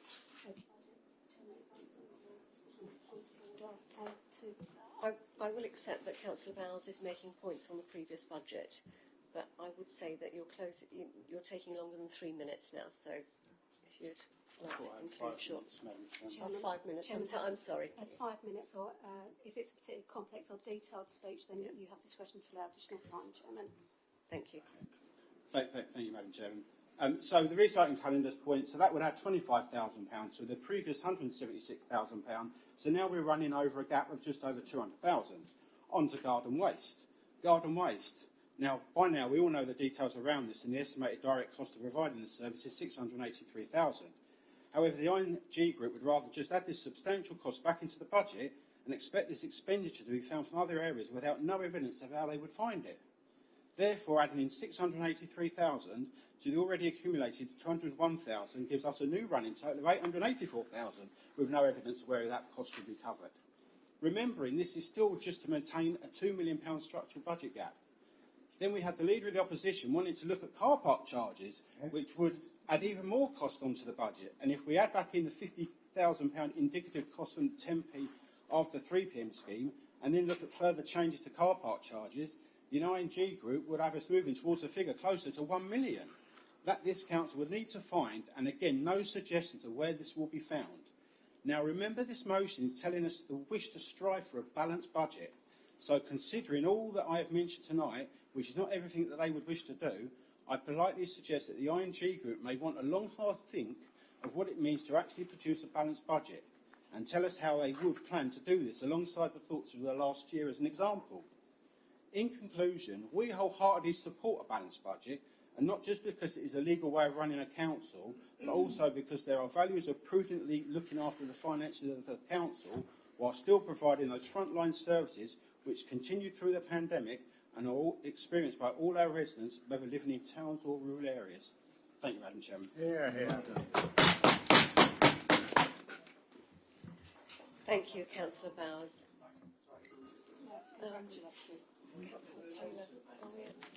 Yeah, point of order, Madam Chairman. We went through quite a few full council meetings, and this alludes to what happened with Councillor Staines just now. We were accused of being associated with criminals and terrorists. They weren't stopped from doing that. And we also asked for the banging of the tables to stop. All right, I think that's enough. We're going to conduct this meeting with some civil attitudes, please. Just supporting my colleague. I will continue. Councillor Taylor, you raised your hand to speak. Thank you, Madam Chairman. I wasn't going to join this debate, but it seems like the Independent and Green Group have some objection to our urban areas, and there's been this implicit attack on places like Witham. Councillor Tom Walsh, it felt like a criticism that there's funding towards the Witham High Street Town Centre improvements.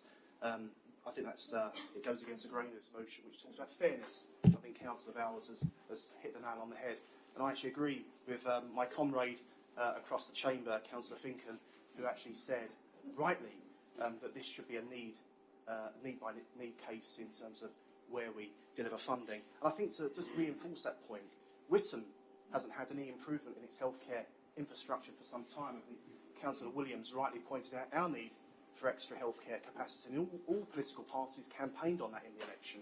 But did we complain when Sybil Headingham, when it was announced, new health centre? We didn't complain, we didn't criticise, we actually welcome the new health facilities across the district. But it seems like Councillor Walsh wants to criticise Witham, and it's something I object to, and I think the spirit of this motion is about fairness. I agree with Councillor Bowers, and I agree with Councillor Finken. Thank you, Madam Chair. Thank you, Councillor Taylor. Do I have any further members wishing to speak? Anyone at all? No indication, Chairman. No indication. Thank you very much. Councillor Abbott, a seconder to the motion, and having reserved your right to speak, do you wish to do so now? I do. Thank you, Madam Chair. Thank you. Well, we thought this was a relatively simple, straightforward motion, but of course the Conservatives can't resist the temptation. I would start with Councillor Bowers. He mustn't have a very good memory, because the amendments we put forward to the budget, which was only, 6 or so months ago, were all costed, approved by officers in terms of their affordability. And, no, 2 years. 2 years. I'm being catcalled across the chamber now. 2 years. And what he omitted to mention, and maybe there's a lot of new members here, was we particularly looked at the new homes bonus and the money that was released from the cancellation of the Millennium Slips, which was over £2 million. He didn't mention those things. We produced a proposal which would have been a balanced budget over 2 years. What he's just done is use this motion as an opportunity for a political attack. There's nothing more than that. And he mentioned the green bins. Well, oh dear, Witham North Ward. We still haven't had a reply, have we? But the Conservative councillors went to the election this year in Witham North Ward, and I'm answering your point about the green bins, and said that the proposed charge for green bins had been, quote, cancelled, and it would be paid for entirely out of the council tax. It was the Greens who were truthful to the voters and said there was a proposal to charge for green bins. We told the truth. The Conservatives in Witham didn't. I would urge all members to support this motion because it's a very simple motion in terms of talking about fairness. The need, as I spoke in the previous motion, to redress the balance issue. Now, no one here is against Witham. I grew up in Witham. I love the town, despite the things which need doing there and have need doing for a long time. But it is a fact that in the previous, not last year, I think it was the previous year, over 90% of the capital investment budget from this council went to Braintree and Great Notley. Now that is a disparity. We need to be getting that investment into all of the towns, but also into the villages. For example, one of my hobby horses, which I've been going on for a long time, is if we could have a cycle network to support our local communities, particularly in the south of the district, but not just the south of the district, connect our towns and larger villages up. It could be absolutely transformative in terms of people's, for those who want to, I know not everyone can cycle, but for those who want to. I was looking at some figures for the Netherlands the other day. The majority of children, school children in the Netherlands, cycle to school because they've got the infrastructure to do it. Here, not so much. So there are lots of reasons, I believe, to support this motion. But I think the fairness issue and the rebalancing between town and rural areas is particularly important. In the ward that Councillor Wright and I represent, we could be looking at, by the end of this decade, over 2,000 houses being built in a rural ward, but with no significant upgrade in services to support that enormous growth. Now, one of the things that this council could do, now I know it's not a health authority, I'm sure you'll tell me that, but it owns Silver End GP surgery. It owns the building, it owns the land.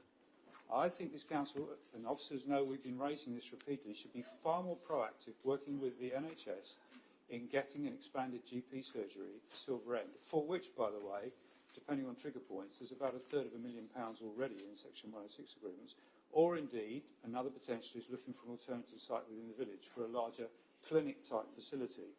So there's lots of things we could be doing in terms of improving that balance. And all in all, Madam Chairman, despite the antics opposite, I hope all members support this motion. Thank you. Thank you, Councillor Abbott. Councillor Beevers, as the proposer of the motion, you may reply to the speeches. Please can I remind you that you should confine your reply to previous speakers and you should not introduce any new matters. Thank you.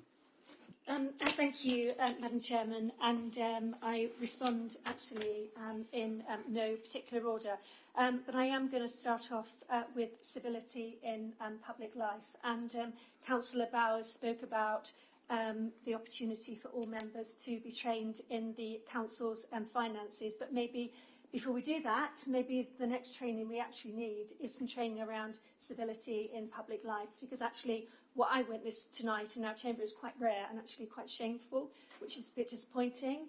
Headingham was the example. The point being made tonight is about the deficit between town and rural areas. Councillor Hooks spoke about parish councils. Our parish councils are really struggling. And yes, they could put up their precept to raise a little bit more money to deliver projects. But what about the rest of Braintree? What about the unparished part of this district, which is absolutely huge? How are they going to contribute to delivering more services for our district? Councillor Thinken made the point about sort of half-heartedly supporting tonight's motion. Well, if it wasn't quite right, why did they not just submit an amendment? And we could have had a look at that. Councillor Walsh made the point again about this is just about levelling up. It's about fairness across our district. And maybe we just need to reset that pendulum and let it swing slightly back into our rural communities. And finally, yes, 1 million. Well, let's look for 1 million, and let's look no further than the £1 million wasted on the garden communities against the officer's recommendations. Thank you. Thank you, Councillor Beavis. Just in a point of order, Madam Chairman, at one stage I did vote for the process of the garden communities. What I didn't vote for was when we got the recommendation back from the inspector, where the advice was to rethink and not to pursue that part. That's the bit I voted for. Thank you, Madam Chairman. Thank you. Thank you for your clarification. Members, we will now move to the vote. The motion as set out on page 9 of the agenda has been moved and seconded. All those in favour, please.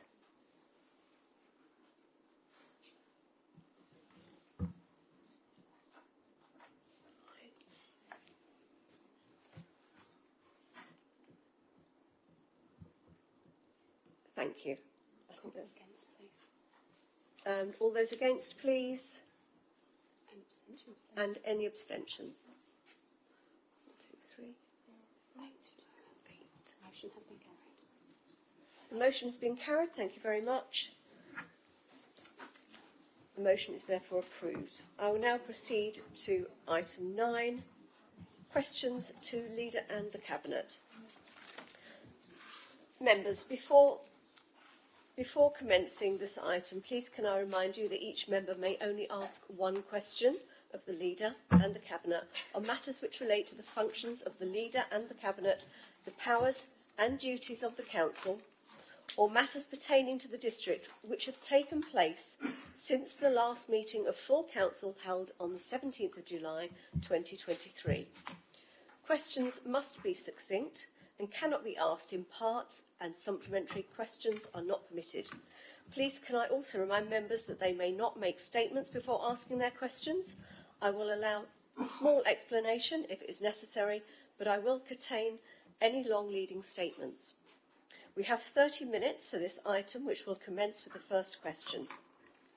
Questions will commence with Councillor Beavis as Leader of the Opposition, and the order of remaining questions will be at my discretion. Councillor Beavis. No questions. Thank you, Madam Chairman.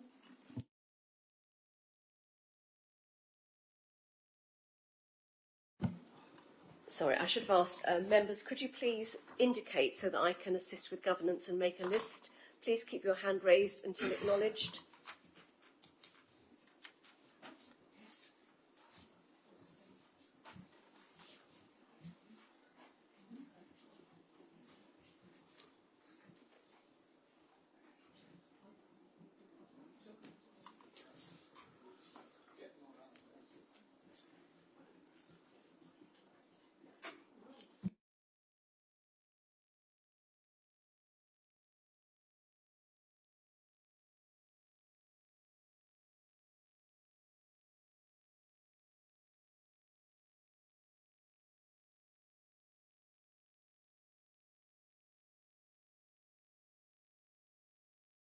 Thank you, members.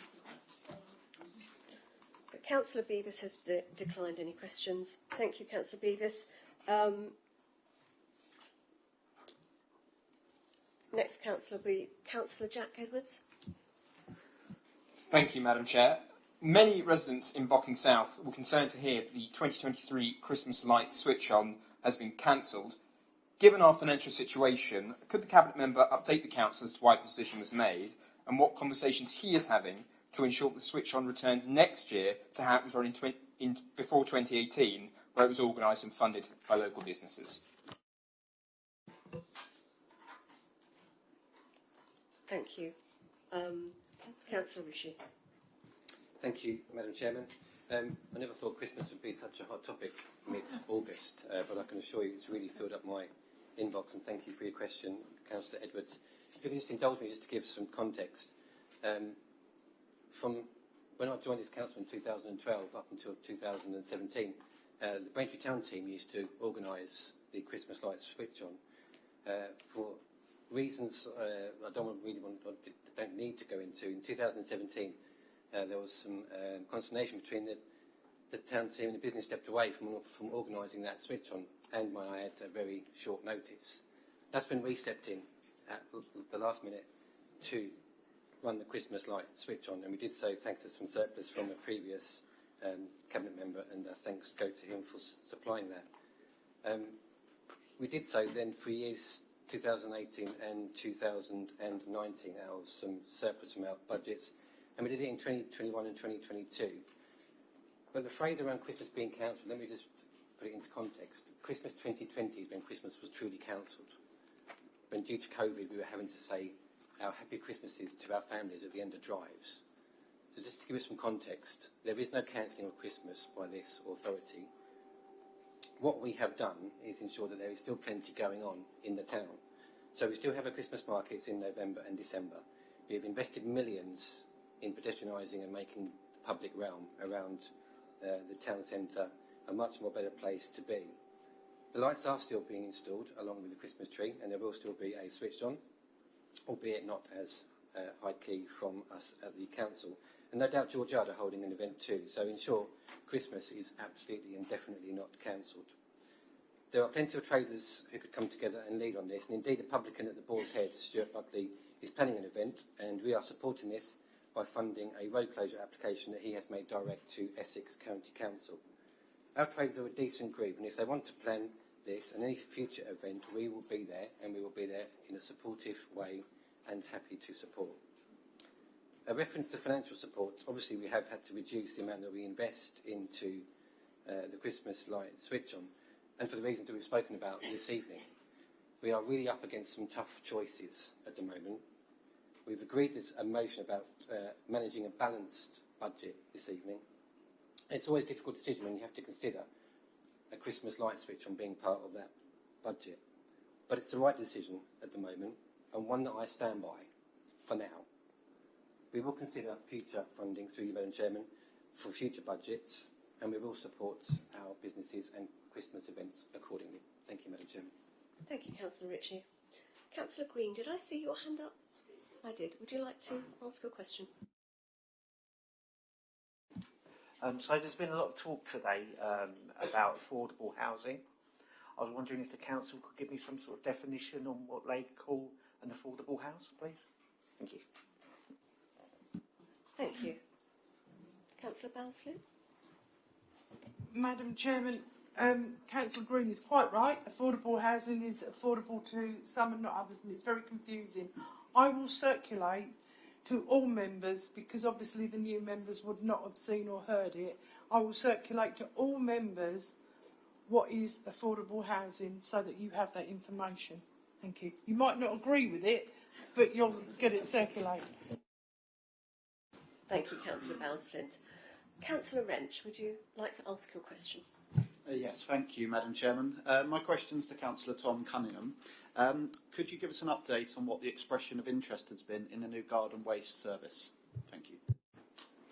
Thank you, Madam Chairman, and thank you, Councillor Wrench, for the question. I'm pleased to report to full council this evening that 681 households have signed up to expressed an interest in the garden waste collection service. 83, including a couple of colleagues along the front bench this evening, have actually signed and paid for the service and taken advantage of the early bird opportunity. That compares to 5,777 take-ups that we were modelling in our proposal, so that's 10% of the district. So on expressions of interest, we're well poised to surpass those initial modelling figures. I would just like to say that figure compares favourably with the 2,663 petitioners who have signed the petition against the garden waste charge here in the Braintree district and submitted that to, that petition was submitted to Essex County Council, and we thank all the individual persons who have signed that. We're talking about sign-ups for the garden waste. This was 2,663 particular individuals, and sometimes with these petitions, quite understandably, you have people from the same house who actually sign the petition. So I hope, Madam Chairman, that gives some indicator of where we are. Of course, with that petition, you will have the members of the public from other areas, including Chelmsford, who referred to a brown bin. Of course, we don't have a brown bin. So that petition is not necessarily in line with the locality of the Braintree district. And I hope that gives members an update of where we are. Thank you. Thank you, Councillor Cunningham. Councillor Wright, would you like to ask your question? Thank you, Madam Chairman. The question I'd like to ask is, when will the Silver End Design and Conservation document be ready to be sent to councillors for consultation? Councillor Spray. Thank you, Chairman. Thank you, Councillor Wright. I actually circulated, as a result of a question from Councillor Abbott, quite recently, reply was circulated giving the timescale for the Silver End Conservation Guide. So I would refer him back to that. I'm quite happy to circulate it again with the timescales, but as those ward members will know, it is progressing. Thank you. Thank you, Councillor Spray. Could I invite Councillor Coleridge, please? Thank you, Madam Chair. My question is as a concerned member of the Hatfield, Peveril and Turling Ward. We have a primary school which won't be opening tomorrow at the conclusion of the school holidays because of structural issues caused by the RAAC cladding issue which has come in the last week or so. The question is if there's an update from the Cabinet member on the impact in the Braintree district. Thank you. Thank you, Councillor Coleridge. Councillor Butland. Yes, Madam Chairman. Before I answer, can I declare a non-pecuniary interest as a member of Essex County Council, although I don't play any part in the education side? Of course. But I do just want to thank Councillor Tony Ball at Essex County Council for keeping us informed as district where we are. And for members, across Essex there are 550 schools and 54 of them have currently been identified as having RAC. Of those 54, 15 of them are local authority maintained schools. In other words, the responsibility of Essex County Council. 14 of those, Madam Chairman, will open next week due to the mitigation measures which the County Council have put in place. Unfortunately, one, and that is in the ward of my colleague, Councillor Coleridge, that's St Andrews Junior School at Hatfield Peveril, has significant issues which will need to be addressed, and arrangements are being made by the school to work with parents, etc., to keep them well in the picture on that, and it may well mean that there will need to be some temporary accommodation made there. There are a couple of other, the other 39 schools that have it across the whole county are academies, and there are 2 in this area. That's Honeywood Community Science School in Coggleshaw and the Ramsey Academy at Halstead, who will need to make some partial arrangements as a result of this. Those, as of 5 o'clock tonight, are the 4 schools affected in this district. Thank you, Madam Chair. Thank you for that update, Councillor Butland. Could I invite Councillor Jeffries, please? Thank you. Could I ask the Cabinet Member of Housing, Health and Wellbeing, are we still achieving 30% affordable housing on all new developments? Sorry, housing seems to be a hot topic tonight. Councillor Bowles-Flint. Thank you, Madam Chairman. Yeah, I'd never get a cushy job. Yes, we are, and we will reach our targets this year, but I'm not saying that we will be able to do it for next year because it depends on the developers and the building, unfortunately, and as we all know, it is slowing down, but this year we will, and of course 2 years ago we had a record number, we doubled the number, but we will definitely achieve it for this year, and we will strive to carry on. But apart from sorting the builders out, developers, no. Thank you, Councillor Bowles-Flint. Might I invite, please, Councillor Courtauld? Sorry. Thank you, Madam Chairman. My question is for the Cabinet Member for Stronger Communities. the 1 million allocated by the Conservative administration in the 2023 BDC budget has been mentioned a lot this evening. Could the Cabinet member give an update on how that money is helping support rural and urban food banks, please? Councillor Mrs Cunningham. Thank you, Madam Chairman, and thank you, Councillor Courtauld, for your question. Yes, 98,000 from the 1 million cost of living allocation has been given as a grant over 2 years to the food bank to enable really the food bank to grow for the need that we see ahead of us, or the food bank sees ahead of us. It's enabled Braintree to have another, or the town of Braintree to have another food bank with extra hours. It's now open on a Saturday.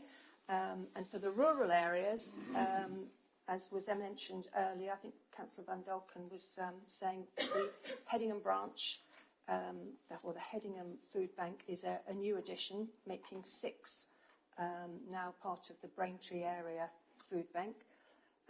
Plus, we have been able, or they have been able, to finance another vehicle for delivery, which now works for delivery to private homes in rural areas. There was a consensus that there wasn't any poverty, or very little poverty, or deprivation, I should say, in rural areas, but that was found to be not the case at all. And there are pockets of deprivation in rural areas, which now the food bank can now actually get out to those rural areas. It's also funded, which I think is an important part, an outreach worker, because when they go to these, particularly in the rural areas, these pockets, they are finding not just people in need of help with food, there are some social issues that actually can be addressed to, and it can be passed on to partnership agencies. And if I just want to perhaps address something that actually was brought up in the motion, which is quite relevant here, that it was suggested that we're patting ourselves on the back, that we're actually having to fund food banks. But if I can say that, having visited the warehouse of the food bank with Councillor Butland and some officers just a few weeks ago, it was very interesting to see that the long-term recipients of the food bank, which tended to be people on benefits, that figure hasn't changed much. The increase is coming from people who are in work, whose mortgage is suddenly increasing by possibly £600 and more a month. And this is going to continue. It's going to be a very, very difficult winter. So the 99,000 is going to be well received for the next few months. Thank you, Madam Chairman. Thank you, Councillor Cunningham. Could I invite Councillor Alt, please? Thank you, Madam Chair. Following our recent visit to the Wethersfield Air Base, we raised the issue of planning enforcement with the Corporate Director of BDC. Specifically, this was around the large-scale excavation of soil for sewage works, and also diesel generators that have been installed, and the renovation of some old buildings that were used by the MOD. We were told this was not a BDC planning enforcement issue. Can the leader comment on how Braintree District Council can wrestle back some control of what is going on at this site?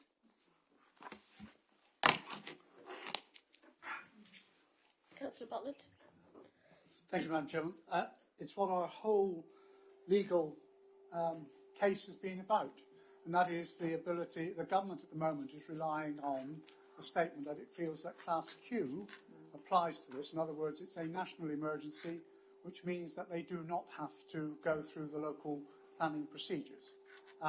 Through you, Madam Chairman, Councillor Alt will know that's been one of our, not the only one, but one of our major issues, and that's why we look forward to the judicial review, as I mentioned earlier this evening, in October the 31st and November the 1st, where we will have the opportunity in the High Court to argue that we do not believe it appropriate for Class Q. If the court agree with us, then that would enable this authority, as the local planning authority, to have input into the very issues that Councillor Ott so rightly raises. Thank you, Councillor Butland. Could I invite Councillor Ball, please? Thank you, Madam Chairman.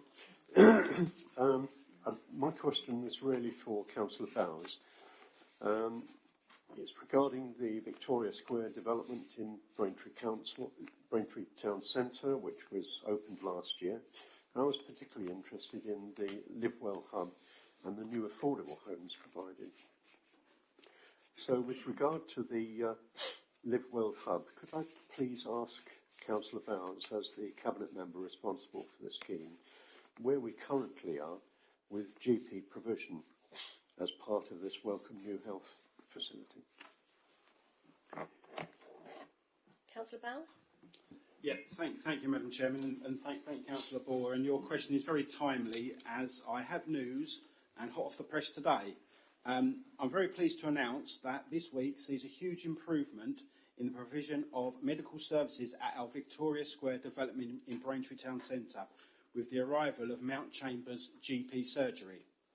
Mount Chambers have taken several consulting rooms at the Livewell Hub at the Victoria Square development in Manor Street, and have been moving in over the past several weeks in anticipation of starting clinics this week. Braintree Primary Care Network are also providing a same-day access hub model from Manor Street for minor illnesses led by nurse practitioners and paramedics.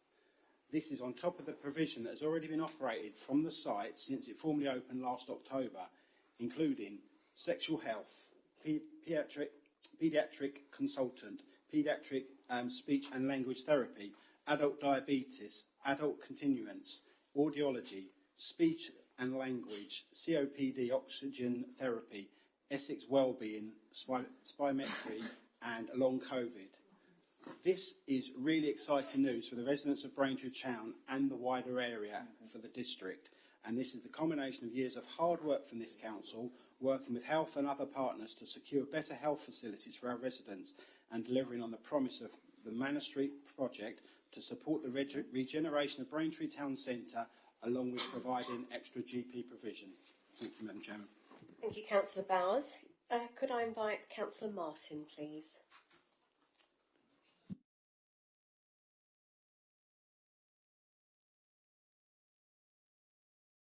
No? Did you? Sorry, I've got your name here. I'm very sorry about that. Could I invite Councillor Finken? Thank you. My question is to Councillor Mary Cunningham. Councillors have recently received details of your decision on the allocation of the funds set aside for house to community facilities. In the light of your decision under delegated powers to allocate £205,671, which is a small percentage of the total cost, to the House to Community Centre project, which was backed by House to Community Centre Charitable Trust and House to Town Council, how do you envisage this project proceeding in future? What is the Council's strategy for supporting the long-standing ambition of the people of Halstead to build and use a community centre of which they can be proud? And do you think that we will see a Halstead Community Centre in our lifetimes? Thank you, Madam Chair. Thank you, Councillor Finken.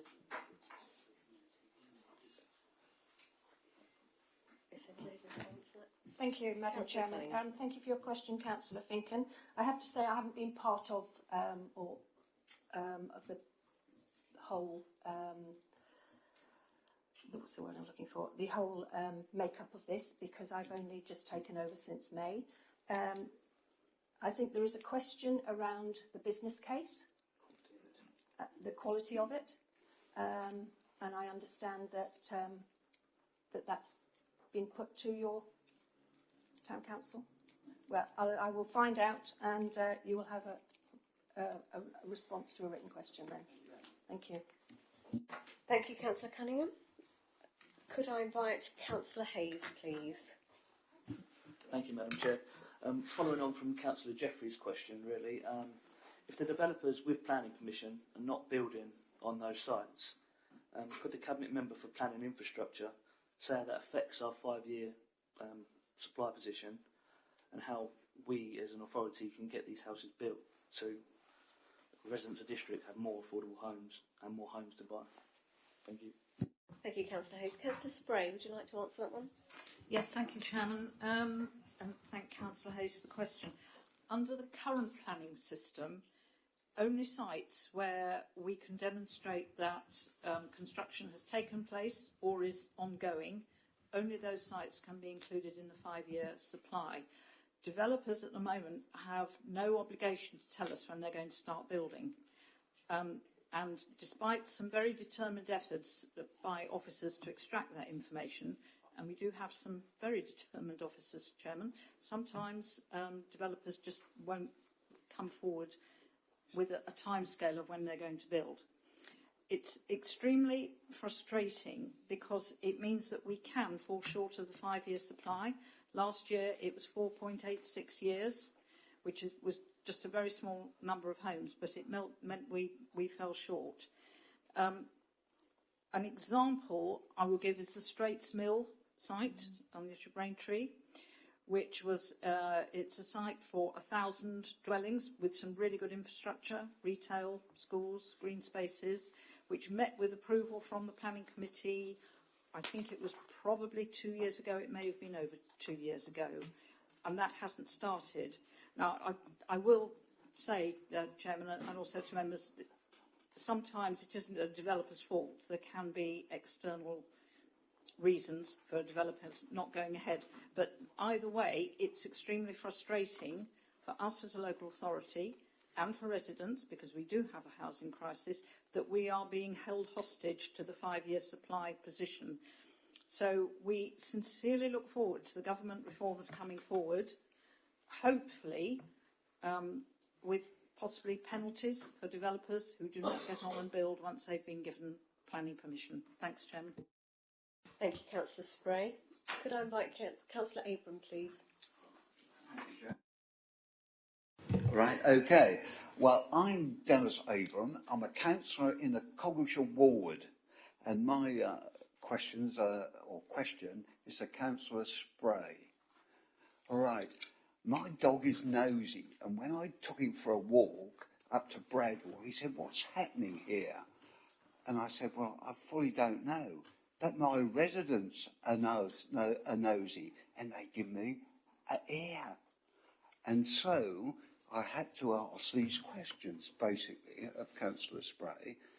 The number of developments that are taking part in Bradwell here, could a map not be drawn up so my residents know what's happening there, what's been agreed planning-wise, and what might be in the pipeline? I know some of these will be with Essex County Council, but the chairman tells me, and I know he has, got contacts in Essex County Council, and some of them may be their problems to deal with. But obviously, movement of... Councillor Abram, do you have a question? Yes, I'm going to ask what you're going to do about this. I want a map taken and drawn up of what development is taking place. Okay, right? Thank you. I will invite Councillor Spray then to answer that question. Okay, sorry about that. Thank you, Chairman. All ward councillors receive from the planning department notification when any applications come in, whether that's for an extension to somebody's house to put a 2-bed extension up, or whether it's for a 500-home development. You as a ward councillor will get those regularly. So I would suggest the best way for members to let their residents know is to make sure that they, perhaps at parish council meetings, can flag that up, let the parish council know, and those can be circulated through parish council magazines. But as a ward councillor, Councillor Abrahams will be receiving that information regularly, and I suggest that that's a really good way for him to pass that on. Thank you. Reply to Councillor. No, I'm sorry. Sorry. I'm sorry, Okay. Mr. Abram. Yeah, right. We're Thank running you. out of time, actually. Councillor Rajiv, could you please ask your question? Thank you, Madam Chair. My question is for Councillor Tom Cunningham. Could you please give us an update on the authority's approach to transformation and shared services, please? Thank you. Thank you, Madam Chairman. I thank Councillor Rajiv for her question. And I think as we sort of captured in spirited debates earlier this evening, the need for authorities to change their approach and deal with the financial challenges we all face. In the last budget, the administration allocated £850,000 for this work of seed funding transformation projects. One of the areas we're looking at is how we can utilise this building better, and we've undertaken a review of the working practices to make more efficient use of the space here at Causeway House. Can we condense onto more floors our operating functions? Can we sublet more parts, greater parts of this building for commercial income? We're also pursuing a number of initiatives through our investment development programme. Areas particular of interest to myself and my portfolio are regarding commercial income generation projects, what we can do in the field of advertising, how we can perhaps stretch our commercial waste services and other income generating services that could be explored through the operational function. One of the initiatives that we are very pleased to be part of and are looking forward to moving ahead with over the next months and indeed years is the shared procurement service through other local authorities. This is something where our own Chief Executive, Dan Gascoigne, has been giving officer leadership, and this is to form a shared procurement hub across a number of local authorities, including us, the County Council, Epping Forest District, Colchester City, Tendring District, Castle Point Borough, all with a view of looking for economies of scale in the wide area of procurement right across the board and giving greater resilience to some of our supply chains. Further work around transformation is being carried out at a cabinet level, looking at opportunities for shared services, looking at opportunities where we can work with others. And I'm very pleased that Councillor Bowers and myself will be meeting, and I will be meeting with Councillor Lewis, who is the political leader of this at Essex County Council, who are very keen to explore further opportunities with us, knowing that we're a council who actually is pretty proactive working with others, embodies partnership working extremely well. All these initiatives, all these plans, all these predicated incomes will formulate the part of our wider financial strategy to deliver the corporate strategy that will come into force in the next civic year. Thank you very much. Thank you, Councillor Cunningham. Councillor Abbott, please. Thank you, Madam Chairman.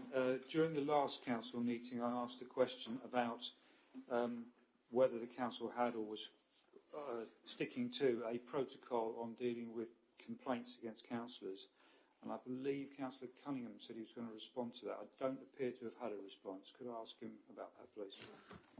I thank Councillor Abbott for his question, and what I would say is, whilst I obviously responded during the meeting, and I'm responding to the meeting now, but matters to do with code of conduct complaints are dealt with the governance function of this authority, and I respectfully urge him to contact the governance function for a response to any outstanding queries or complaints he may have. Thank you. Thank you, Councillor Cunningham. I'm afraid that concludes our 30 minutes. Thank you, members. Any questions requiring written response will be answered within 10 working days of this meeting and shared with all members. Members, this item concludes the business for this evening.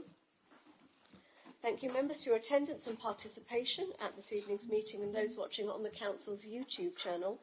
The recording of this meeting will be published on the Council's YouTube channel as soon as possible, and I will formally close this meeting of full Council at 21:32. Thank you.